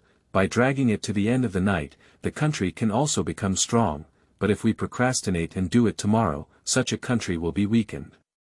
He said earnestly, we, as local officials, dare not say that what we have done can help the great king of the world, nor can we say that it can make the state of Qin strong and prosperous. But at least, our negligence should not weaken the country. Angry and happy looked at each other. Isn't it just overtime? How could it be related to national affairs? Actually, there is one more thing that she didn't explicitly say. He had already heard that the chief of Huyang Pavilion who committed the crime was actually the nephew of the county left captain. The Qin system established 2 lieutenants on the right and left in major counties, responsible for overseeing banditry and military service. Zhuo Wei is the 4th largest official in Anlu County, ranking above Shi. The reason why the county magistrate entrusted this case to Shi for trial is because he was afraid of forming an enemy with Zhuo Wei. The Zhuo Wei family has a rich background in Anlu County and has many guests. If they cannot handle this case quickly, they may have long dreams and give people the space to manipulate and engage in favoritism and fraud. With this thought in mind, she picked up the pen and sharpened it from the desk, and strode out. Don't wait until tomorrow. Anger and joy, you should immediately follow me out and interrogate me overnight. P.S. Shi's life sees in Editor's Age the names of 2 petty officials pay tribute to National Treasure, but the real joy is probably a very serious workaholic, not as amusing as Sabrin's portrayal. End of this chapter. Chapter 8. Meet in Court. You are listening at novelfull.audio. Chapter 8. Meet in Court. On the other hand, Heifu and Ji Ying were taken by prison officials to the county prison for resettlement since they arrived in Anlu County. However, it was not a prison cell, but a guest house of the county prison, which was said to be specially prepared for them to report themselves. The room was not big, but relatively clean. There were 2 straw mats on the ground that allowed them to rest, but they couldn't walk around freely. Someone had to keep an eye on the upper mixing room, toilet, and 2 meals a day were served. Of course, they were just the roughest rice. Ji Ying was very uneasy. While Heifu closed his eyes to rest, he kept pacing back and forth, worried about everything. After a while, he suddenly asked. "Brother Heifu, do you think that Dr. Shi can handle cases impartially?" "It should be possible." Black replied casually as he lay on the straw mat. When he heard Shi self-proclaimed his name, he was also slightly surprised.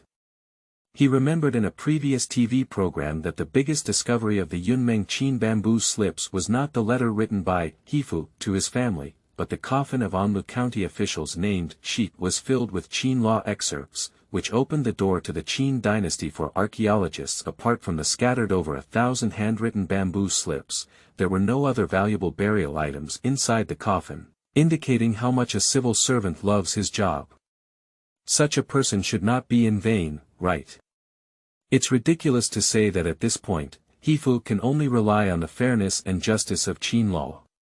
It was already dark, and the two of them fell asleep in a daze. Unexpectedly, someone suddenly pushed the door in from outside. The black man got up in a hurry, and the faint light came in from outside, but he saw a kindly little official in soapy clothes, holding a pen and cutting. His dress was a copy of the Terracotta Warriors, in the Terracotta Warriors. Seeing Ji Ying and Heifu bowing to him, the servant smiled and said, "You don't need to be polite. I'm just a petty food fighting official, not an official. Please sit down and speak." So Heifu and Ji Ying knelt on the straw mat, and the prison warden who called himself Lu sat opposite them. He placed a small wooden frame with a fixed bamboo slip on the table, lit a grease lamp, yawned, and began his routine inquiry. The inquiries are nothing more than the names, identities, and hometowns of Heifu and Ji Ying, and most importantly, whether they have any criminal records before. "No, definitely not." Ji Ying shook her head into a tambourine. Heifu also said that he had 3 brothers in his family, all of whom were good citizens and soldiers, and had never done anything illegal. "If not, it's good." Lu smiled on his face, but his words made him shudder. "If there is a previous crime and deliberately conceals it, it will be very detrimental to you when the county magistrate informs the township and neighborhood." The two of them still claimed that they had never violated the law, but they didn't mention it with joy. After a while, Heifu couldn't help but ask, "Officer, the two of us are here to serve in the county, and the deadline is October 1st. If we miss our service period..." Lu gave him a reassuring pill and said, "Don't worry about serving. The county magistrate has sent a document to the county captain explaining the situation. You can cooperate well with the trial." Lu also told them that after the information inquired about today is recorded, it will be sent to their hometown for verification, and the township and village will be required to provide a written response, which is called Yuan Shu. Not only the plaintiff, but also the defendant. Once their identities are confirmed, the formal trial will begin. Heifu said, "I dare to ask the superior, when will the interrogation be held?" Lu laughed and said, "The thief's confession of origin is not far away, just in the neighboring county. It only takes 2 days to travel back and forth from the book. If there are no accidents, the interrogation can start in 3 days. At that time, as a self-informant, you should go to court with the person you are accusing, explain the incident, list personal and material evidence, and then cross-examine each other." Heifu was taken aback, Emotion in the trial of the Qin state case is to make the defendants and plaintiffs argue with each other, and the court silently listens before making a decision. At that time, both parties involved in the lawsuit will have to play their own lawyers and engage in heated debates. This was something that Heifu had never expected. His impression of ancient trial was that in various costume TV dramas, the Blue Sky Master startled and slapped the prisoner with a thick board on his arm. Finally, when the little official Lu left, he left with a sentence. "At that time, you only need to state truthfully and never lie. Remember, remember." After the door closed again, Jiying began to worry because although he had heard some laws from the township officials and remembered clearly how much to fine for what he had committed, he had never sued anyone or brought a lawsuit to court. What should I do? He looked at Heifu and asked. Cold salad. But Heifu fell asleep. From this, it can be seen that the state of Qin is truly renowned for its legalism. When it comes to trial, it has its own rules and regulations, rather than acting recklessly according to the personal preferences of officials. Not to mention our own reasoning in this matter, let's just say that in his previous life at the police academy, he took torture classes and even went to the court to listen many times. Isn't it just a confrontation with the defendant, afraid of being a bird? For a moment, Heifu looked forward to the interrogation in 3 days. In the imagination of ordinary people, the ancient trial of cases is roughly like this. Outside the county government office, there is a sea of people. Above the main hall, a plaque with the 4 characters, bright mirror hanging high, is hung high in the center. Below it sits the county magistrate, wearing a black hat. Under the hall, there are 3 guillotines of dragons, tigers, and dogs. When the offender is brought up, the officials on both sides shout, "Mighty," and the old man from the blue sky slaps the tree in shock, pointing to the offender and saying, "First, hit him 300 times with a powerful stick." However, on the day of the interrogation, which was the day he met in court, the scene that Heifu saw was as follows. This interrogation was not held at the county temple yamen, but was arranged in a county prison separated by a wall. Inside the county prison is a prison, and outside is the main hall. From the outside, it looks like a small courtyard, without the grandeur that the government should have. It's just that the gravel-paved roads are even cleaned up with fallen leaves. After entering the main hall, Heifu found that there was no place for people to beat drums and make grievances, let alone open to the public. A fu goe, a homemade screen, was placed over the population, painted white, and several lines of Qin seal script were written in ink. Heifu is already literate, otherwise how could he go to the military camp and still write letters to his family? But I saw an article titled, "The Way to be an Official," written above. The way of being an official must be pure and upright, cautious and firm, impartial in judgment, meticulous in inspection, quiet and not harsh, and should be rewarded and punished in judgment. Then there are the 5 virtues, and 5 losses. These are the requirements of the Qin state for officials of all sizes. Translated into vernacular, they are to be honest in serving the public, loyal to their duties, prohibiting the use of official positions for personal gain, being close to the people, and serving the people to eliminate harm and promote benefits.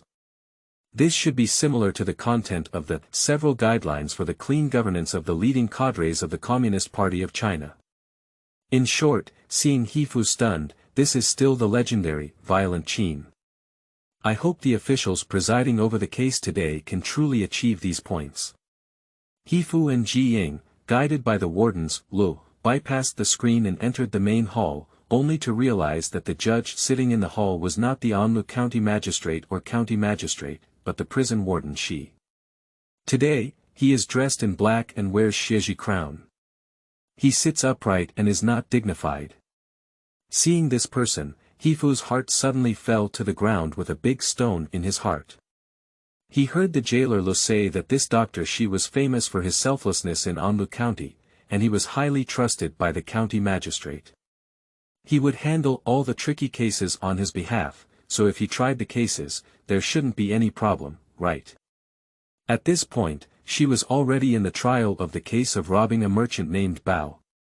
When Heifu and his companions were brought into the hall, the merchant named Bao happened to be confessing that on the day he went to the countryside, he was robbed by thieves on the road 9 miles away from Huyang Pavilion, and fled in fear.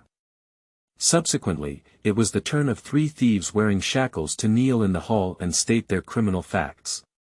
The bearded man who had fought against the black man first confessed, "My name is Pan, and I am a scholar from Jingling County who lives in a certain village. I was conscripted into the army in February last year and went to fight in the northern state of Zhao. Due to heavy rain, I was afraid to travel far and fled. Later, I fled to Yunmeng's as a thief and met the other 3 people. My crime is just like what Merchant Pan said, and I have not committed any other crimes. Jingling County is one of the 18 counties in Nanjun, facing Anlu County across Yunmeng's. When the great man was making a statement, the officials sitting on both sides of the hall were all holding pens and rustling notes on wooden slips and bamboo slips. That seriousness is like the scribes in later courts, who need to record every word and action of the criminals, and then seal and store them as archives. Most of the Qin slips unearthed in later generations are similar things. The chief judge she did not interrupt Pan's statement, but kept writing on the slips until he finished speaking before asking again, is there any other crime besides the robbery of Merchant Bao?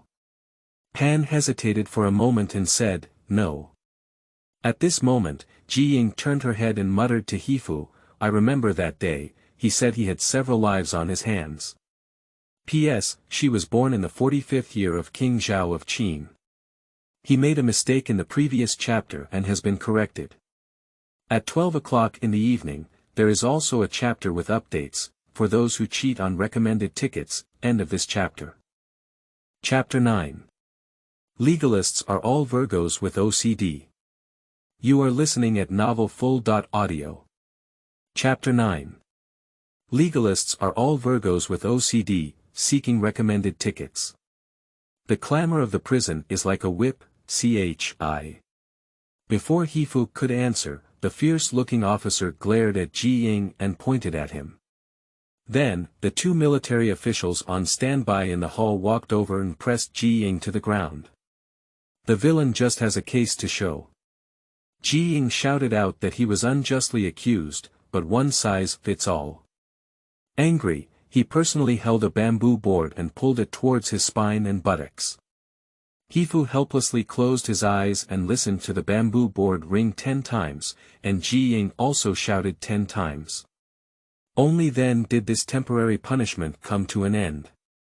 Good guy, the defendant was not beaten, and the plaintiff got hit first, but it can only be blamed on Ji Ying's own talkativeness. Whipping is the lightest form of corporal punishment, which does not cause significant damage except for physical pain. After the board is finished, she asked Ji Ying what specific cases he wanted to provide to the government. Ji Ying is now honest and truthfully recounts what the thief Pan said that day. After listening, she nodded and looked at the thief, Pan, is that really the case? That was my momentary nonsense. Pan still harbored a sense of luck and firmly denied it. Because he knows the consequences of murder. Okay, since you don't admit to any other crimes, let's hear what this is. She opened a bamboo slip in front of him and read, on the 9th day of the 20th year, Jia Yin, the magistrate of Jingling County, dares to sue the magistrate of Anlu County. This is the reply from Jingling County. Next, there is a large section of Pan's crimes, including several enlistments and participation in wars when he was young, but he was reprimanded for not being active in combat. After returning home, he spread negative comments and was reported by his neighbors, so he was punished as a garrison soldier and went to the north to defend. But on the way north, he injured the escort personnel, seized armor and weapons, and fled into Yunmeng's. Afterwards, Pan attempted to sneak back to his hometown and flee with his wife and children, but was stopped by his neighbors. Pan once again injured others and fled. Do you dare to say now that there are no other sins? Xi's voice became stern, and Pan, seeing that all his secrets had been exposed, lowered his head in frustration and admitted to these sins. The joyful voice softened again, as if he had already understood everything about Pan. Your crimes are well known to me, and the reason why I don't expose them all depends on whether you have the heart to confess. For example, did you also participate in the burglary and robbery case in Xiaohe, Jingling County 6 months ago? According to Yuan Shu in Jingling County, the survivors of that case verbally described the appearance and physique of the perpetrator as identical to yours. If we don't confess from the facts, I will be punished, exclaimed Xi's face as she changed her mind. Unlike the 10 major tortures of the Qin dynasty, which were brainwashed by later generations. The interrogation of the Qin state relied on collecting evidence and questioning as the most superior means. It was not until the perpetrator became stubborn that they were punished, but in the eyes of officials, this was already considered inferior. Pan was just disheartened earlier, but now he has turned pale in shock. He has repeatedly executed and, like pouring beans, confessed all the sins he has committed. It turned out that he had actually carried 2 lives in his hands and had participated in 5 or 6 robberies, big and small, but the looted money was not much. Unfortunately, Qin sentenced the case, but no matter how much money you snatched, what you saw was your criminal heart. Even if it's just a penny, even ropes and mulberry leaves that are not worth a penny are considered thieves. Not to mention killing people. However, murder is not the most extreme crime. The most serious crime in the Qin state's criminal law is not only rebellion, but also mass theft. Next, she asked Pan's 2 accomplices to state their names, birthplaces, and crimes one by one. The result was surprising, as they were 3 Chu people who had fled from Jiangnan, Hunan, to Yunmengs. They only teamed up with Pan this summer. Now it's a bit troublesome. Although she had known about this earlier, he still frowned. The laws of the state of Qin only apply to the counties of Qin and cannot be governed by the state of Chu. As a result, the origin and crimes of these 2 Chu thieves cannot be verified, and they can only be judged according to convention. At this point, it was Heifu and Ji Ying's turn to appear, just like before, first stating their names, identities, and hometowns. Shiza repeatedly confirmed with them that there were only 4 thieves he saw at the time. Indeed, there were only 4 people. Heifu now admired Shi very much, and the entire county prison hall had become the stage for his performance. His sensitivity and competence were no less than any professionally trained judge in later generations. According to the law, since there are fewer than 5 people, it does not constitute the crime of mass theft. She touched his beard and said to the officials, "Write it down, Pan and others are not considered group thieves, they can only be punished with ordinary theft and killing crimes." In this way, the process and nature of the crime in this case were clear, but it was not yet over. Joyful eyes turned to the 2 black men again, asking about the process of capturing the thief. Ji Ying seemed to have forgotten about the beating she had just received, and spoke with a beaming expression, especially boasting about Heifu's 1-person attack on the 3 thieves and his empty-handed snatching of the white blade. Since he recognized Heifu as his brother, Heifu's abilities seemed to have become his own, just like Ronyan. Ji Ying is not good at anything else. He has a way of gossiping and boasting. When he talked about the highlights, the petty officials who had been recording the interrogation all stopped writing and listened attentively. She still didn't interrupt Ji Ying. After he finished speaking dryly, he turned his head and asked Heifu, "Is that so?" Heifu had to grit his head and say, although his words are somewhat exaggerated, they are generally not bad. The villain is indeed 1 against 3, but Ji Ying has also been fighting with another thief for a long time. If it weren't for his assistance, I would probably be a dead corpse on the roadside. Nodding with joy, he didn't believe it rashly. He asked the 3 thieves again, and seeing that they had no objections, he turned his consulting gaze to make sure angry. The original responsibility of Anger was not only to maintain order in the court, but also to conduct corpse examinations and on-site investigations, equivalent to forensic work in later generations. Qin governed the country with legalism and strived for accuracy in everything. When he was sent to inquire about 3 thieves the day before yesterday, Anger had already recorded the wounds of the thieves one by one and submitted an inspection report called Yuan Shu. Chu Thief A has a blade wound on the outer side of his left ankle, horizontal, 9 inches long, which is a mark of a short sword scratch, and a bruise on his abdomen, which is a mark of heavy boxing. Chu Thief B has a blade wound on the outer side of his right leg, vertical, 4 inches long, 1 inch wide, with a smooth wound, which is a mark of a short sword penetration, and no other injuries. After reading the injury examination book, she could tell that Heifu did not lie. He hit the thief's area, and the depth of the wound matched one by one. He then looked surprised and said, "I see you are not old enough to have such courage and skills." Heifu was still shocked by the advanced inspection system of the Qin state, which could rival that of later forensic doctors. However, when he heard she ask him, "Who did you learn your martial arts from?" he secretly said something was wrong. His enemy catching fist is not something of this era. He looks like a Virgo obsessive-compulsive disorder, with many flaws. Of course, he dare not talk nonsense and can only find a dead person as a shield. Heifu then said, it was taught by his deceased father. He served in the army, beheaded for meritorious service, and became a nobleman. He also fought against wild boars in the mountains and learned a set of martial arts. Because he favored me the most among his 3 sons, he only passed it on to me. Cheating ghosts. If I remember correctly, the one that Cheap Dad dotes on the most is clearly his younger son, who was shocked, that is, his younger brother who went to the military camp with Heifu in history. However, Heifu has now been trained to lie without revealing any flaws. Anyway, Cheap Dad has been dead for several years. Even if she has great abilities, he can still ask about ghosts. Sure enough, she frowned. Although his intuition told him that Heifu had not truthfully told him, he did not find anything suspicious, so he no longer pursued it and only said to the clerks in the court, "Write it down, the 3 thieves should have been captured by Heifu and Ji Ying without error. Next, we will take the case of Huyang Pavilion Chief." He looked at Heifu and said, "Heifu, did you still persist in accusing Huyang Pavilion Chief, Chiu Thief, and others of trying to snatch merit and deceive rewards before?"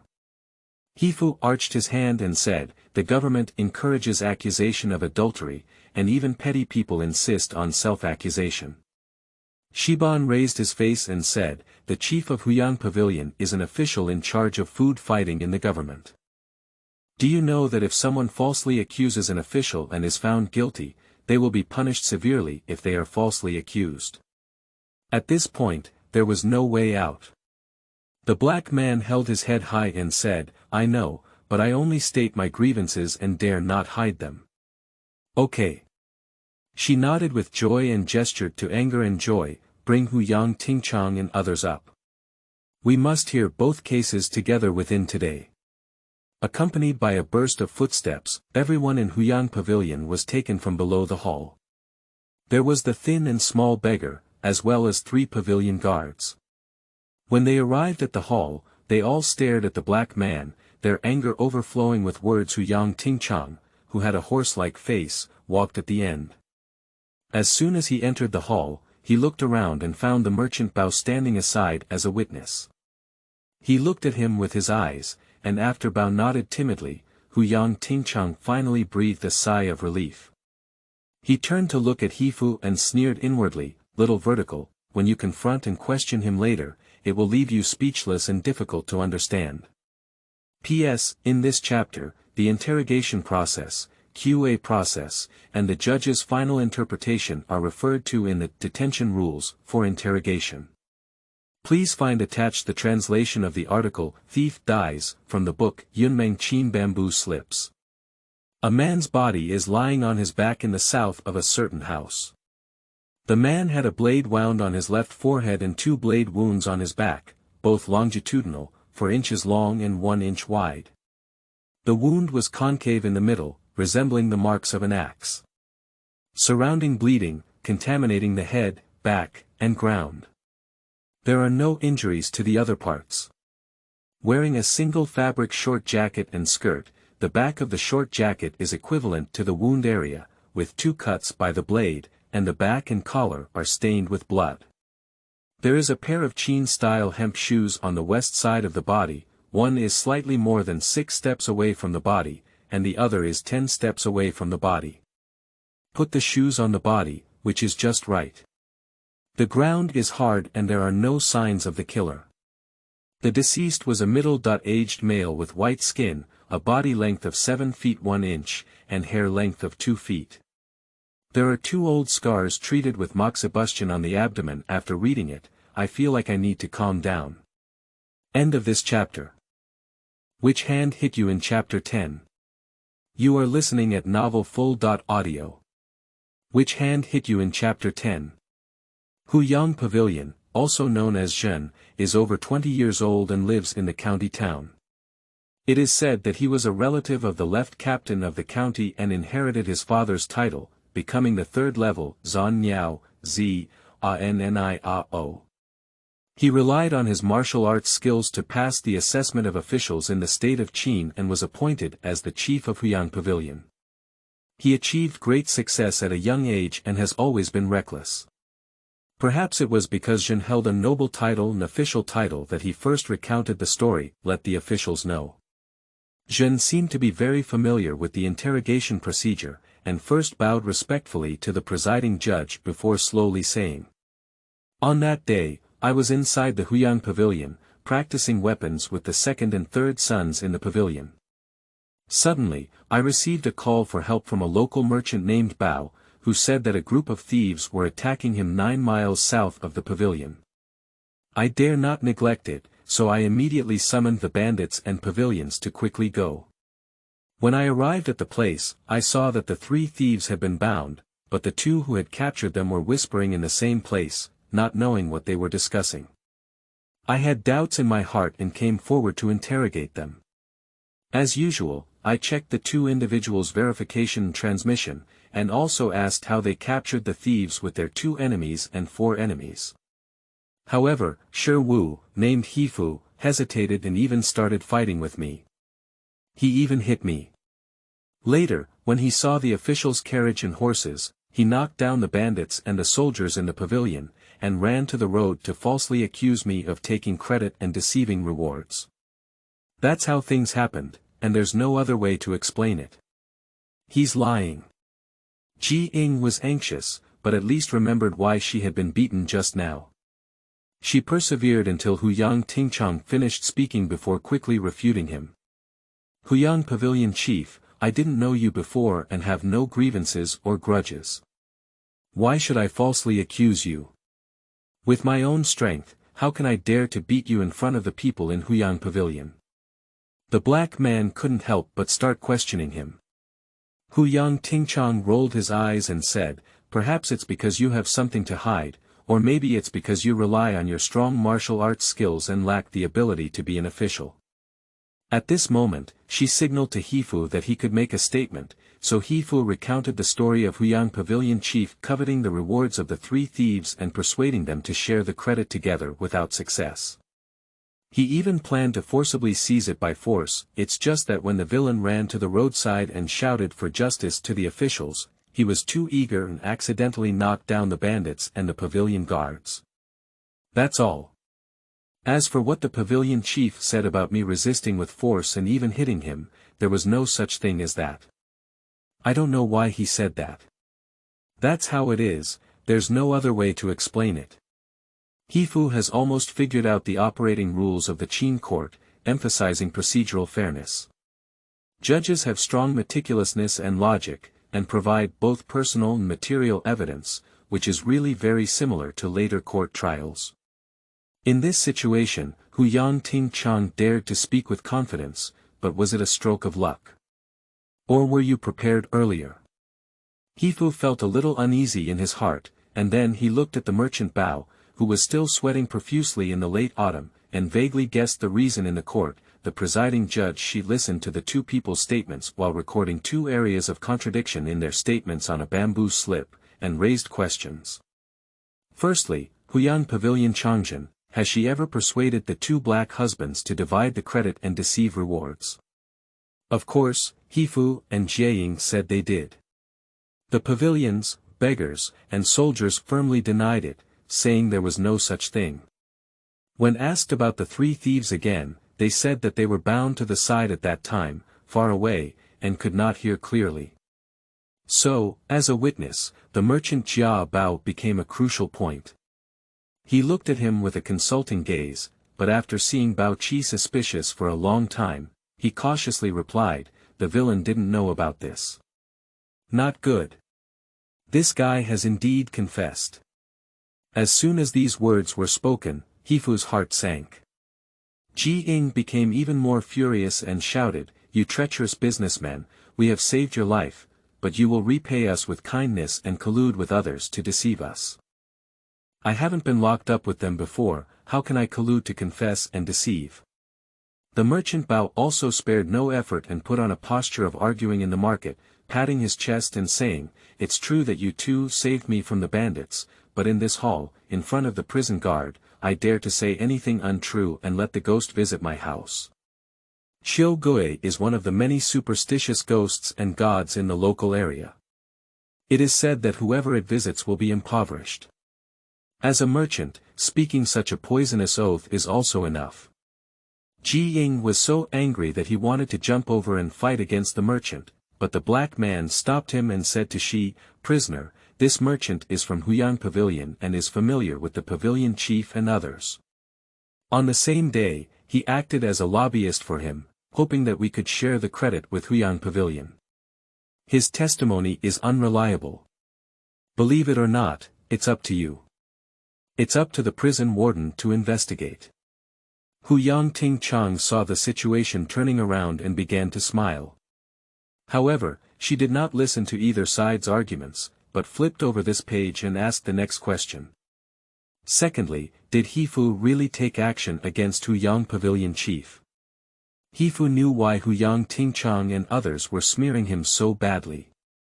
According to Qin's law, when Shiwu fought with someone, he committed the crime of private fighting. Because the other party is an official, the punishment will be even more severe, according to the principle of thieves hurting people. He should shave his hair and be punished for 1 year as a city magistrate, which involves hard work such as repairing royal tombs and building city walls. So Huyang Tingchang and others firmly confirmed that the black man had made a move, which was really malicious. Heifu and Ji Ying certainly denied it, saying that they knew it was not allowed by law and lacked the courage to engage in violence with officials. However, everyone at Huyang Pavilion spoke confidently, saying that they had seen the black man attack someone, probably because he relied on his strong martial arts skills and had no official eyes. As for the 3 thieves, it is said that their vision was blocked by the pavilion guards at that time and they did not see clearly.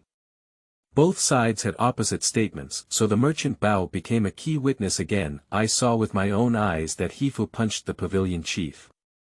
At this point, Bao didn't care about any conscience and began to desperately pour dirty water on Black Man, describing vividly how Black Man had an argument with Ting Chang, how he became angry with embarrassment, and how he relied on his strong martial arts skills to fight with his fists.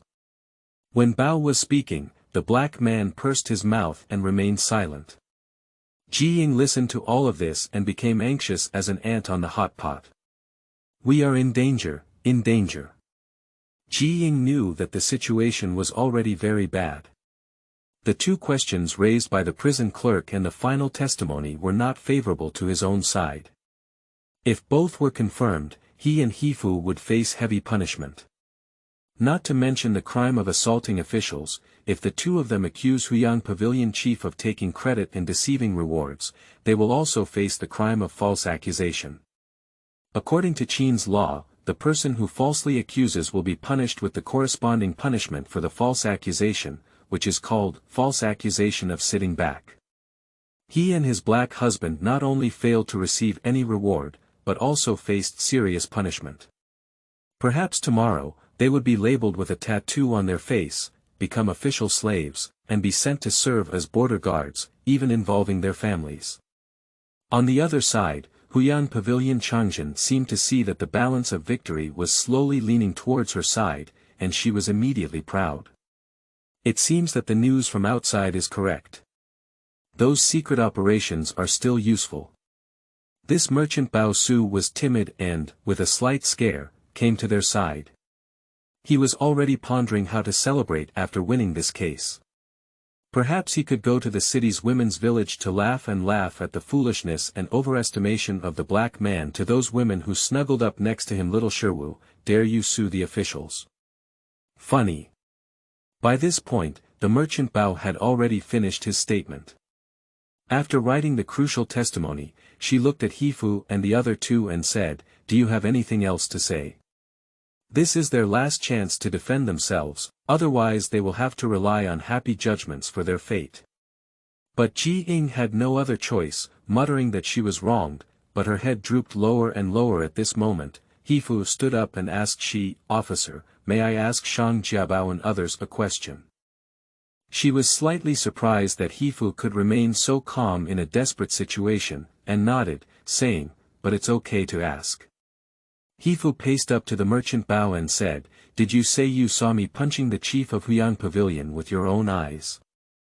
Bao tried to straighten his body and said, I see. How many punches did you make?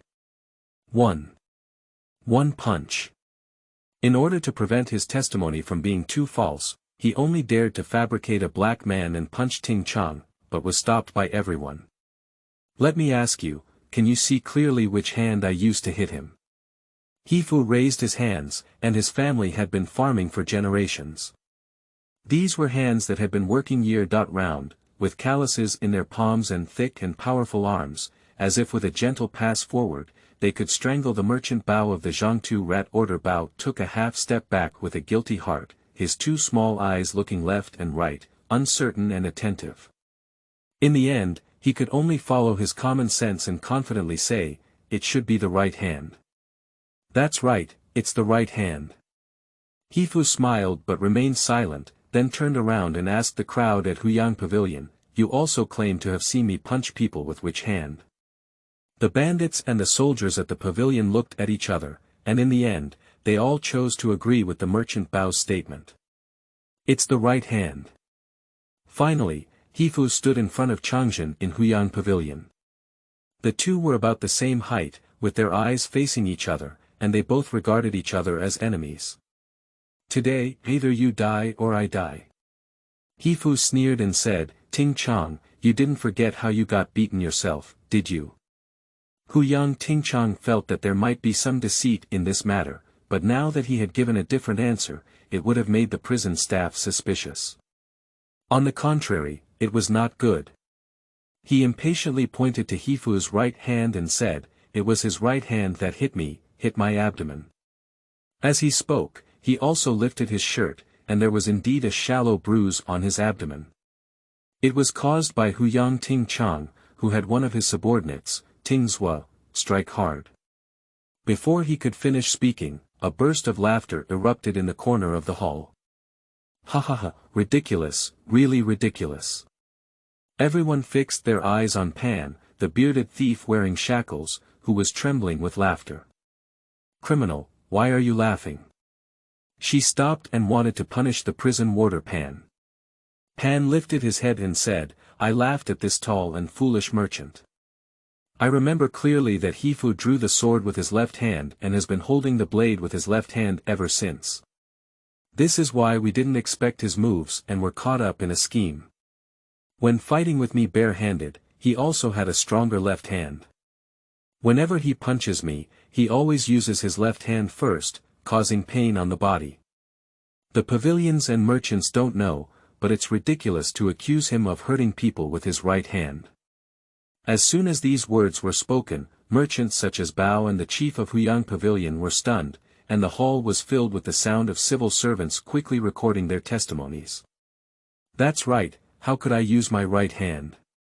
Heifu also rolled up his right sleeve and handed it to the enraged official, only to see a scab wound on his right elbow. The official is aware that my right hand was injured while catching a thief, and I still have difficulty moving. How can I hurt someone? Doctor, that's true. After careful examination, he turned around and reported.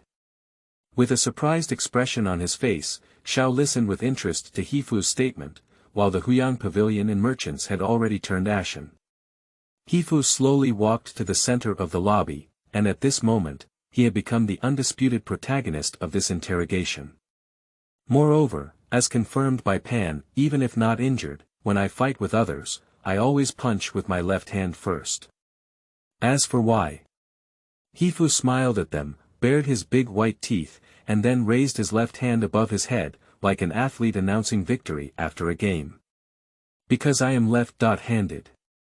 P.S. The plaintiff and defendant questioned each other, referring to the Mao false accusation of stealing cattle case recorded in the Zhangjiashan Han bamboo slips, which occurred in the first year of the reign of King Zheng of Qin. Requesting recommended tickets. End of this chapter.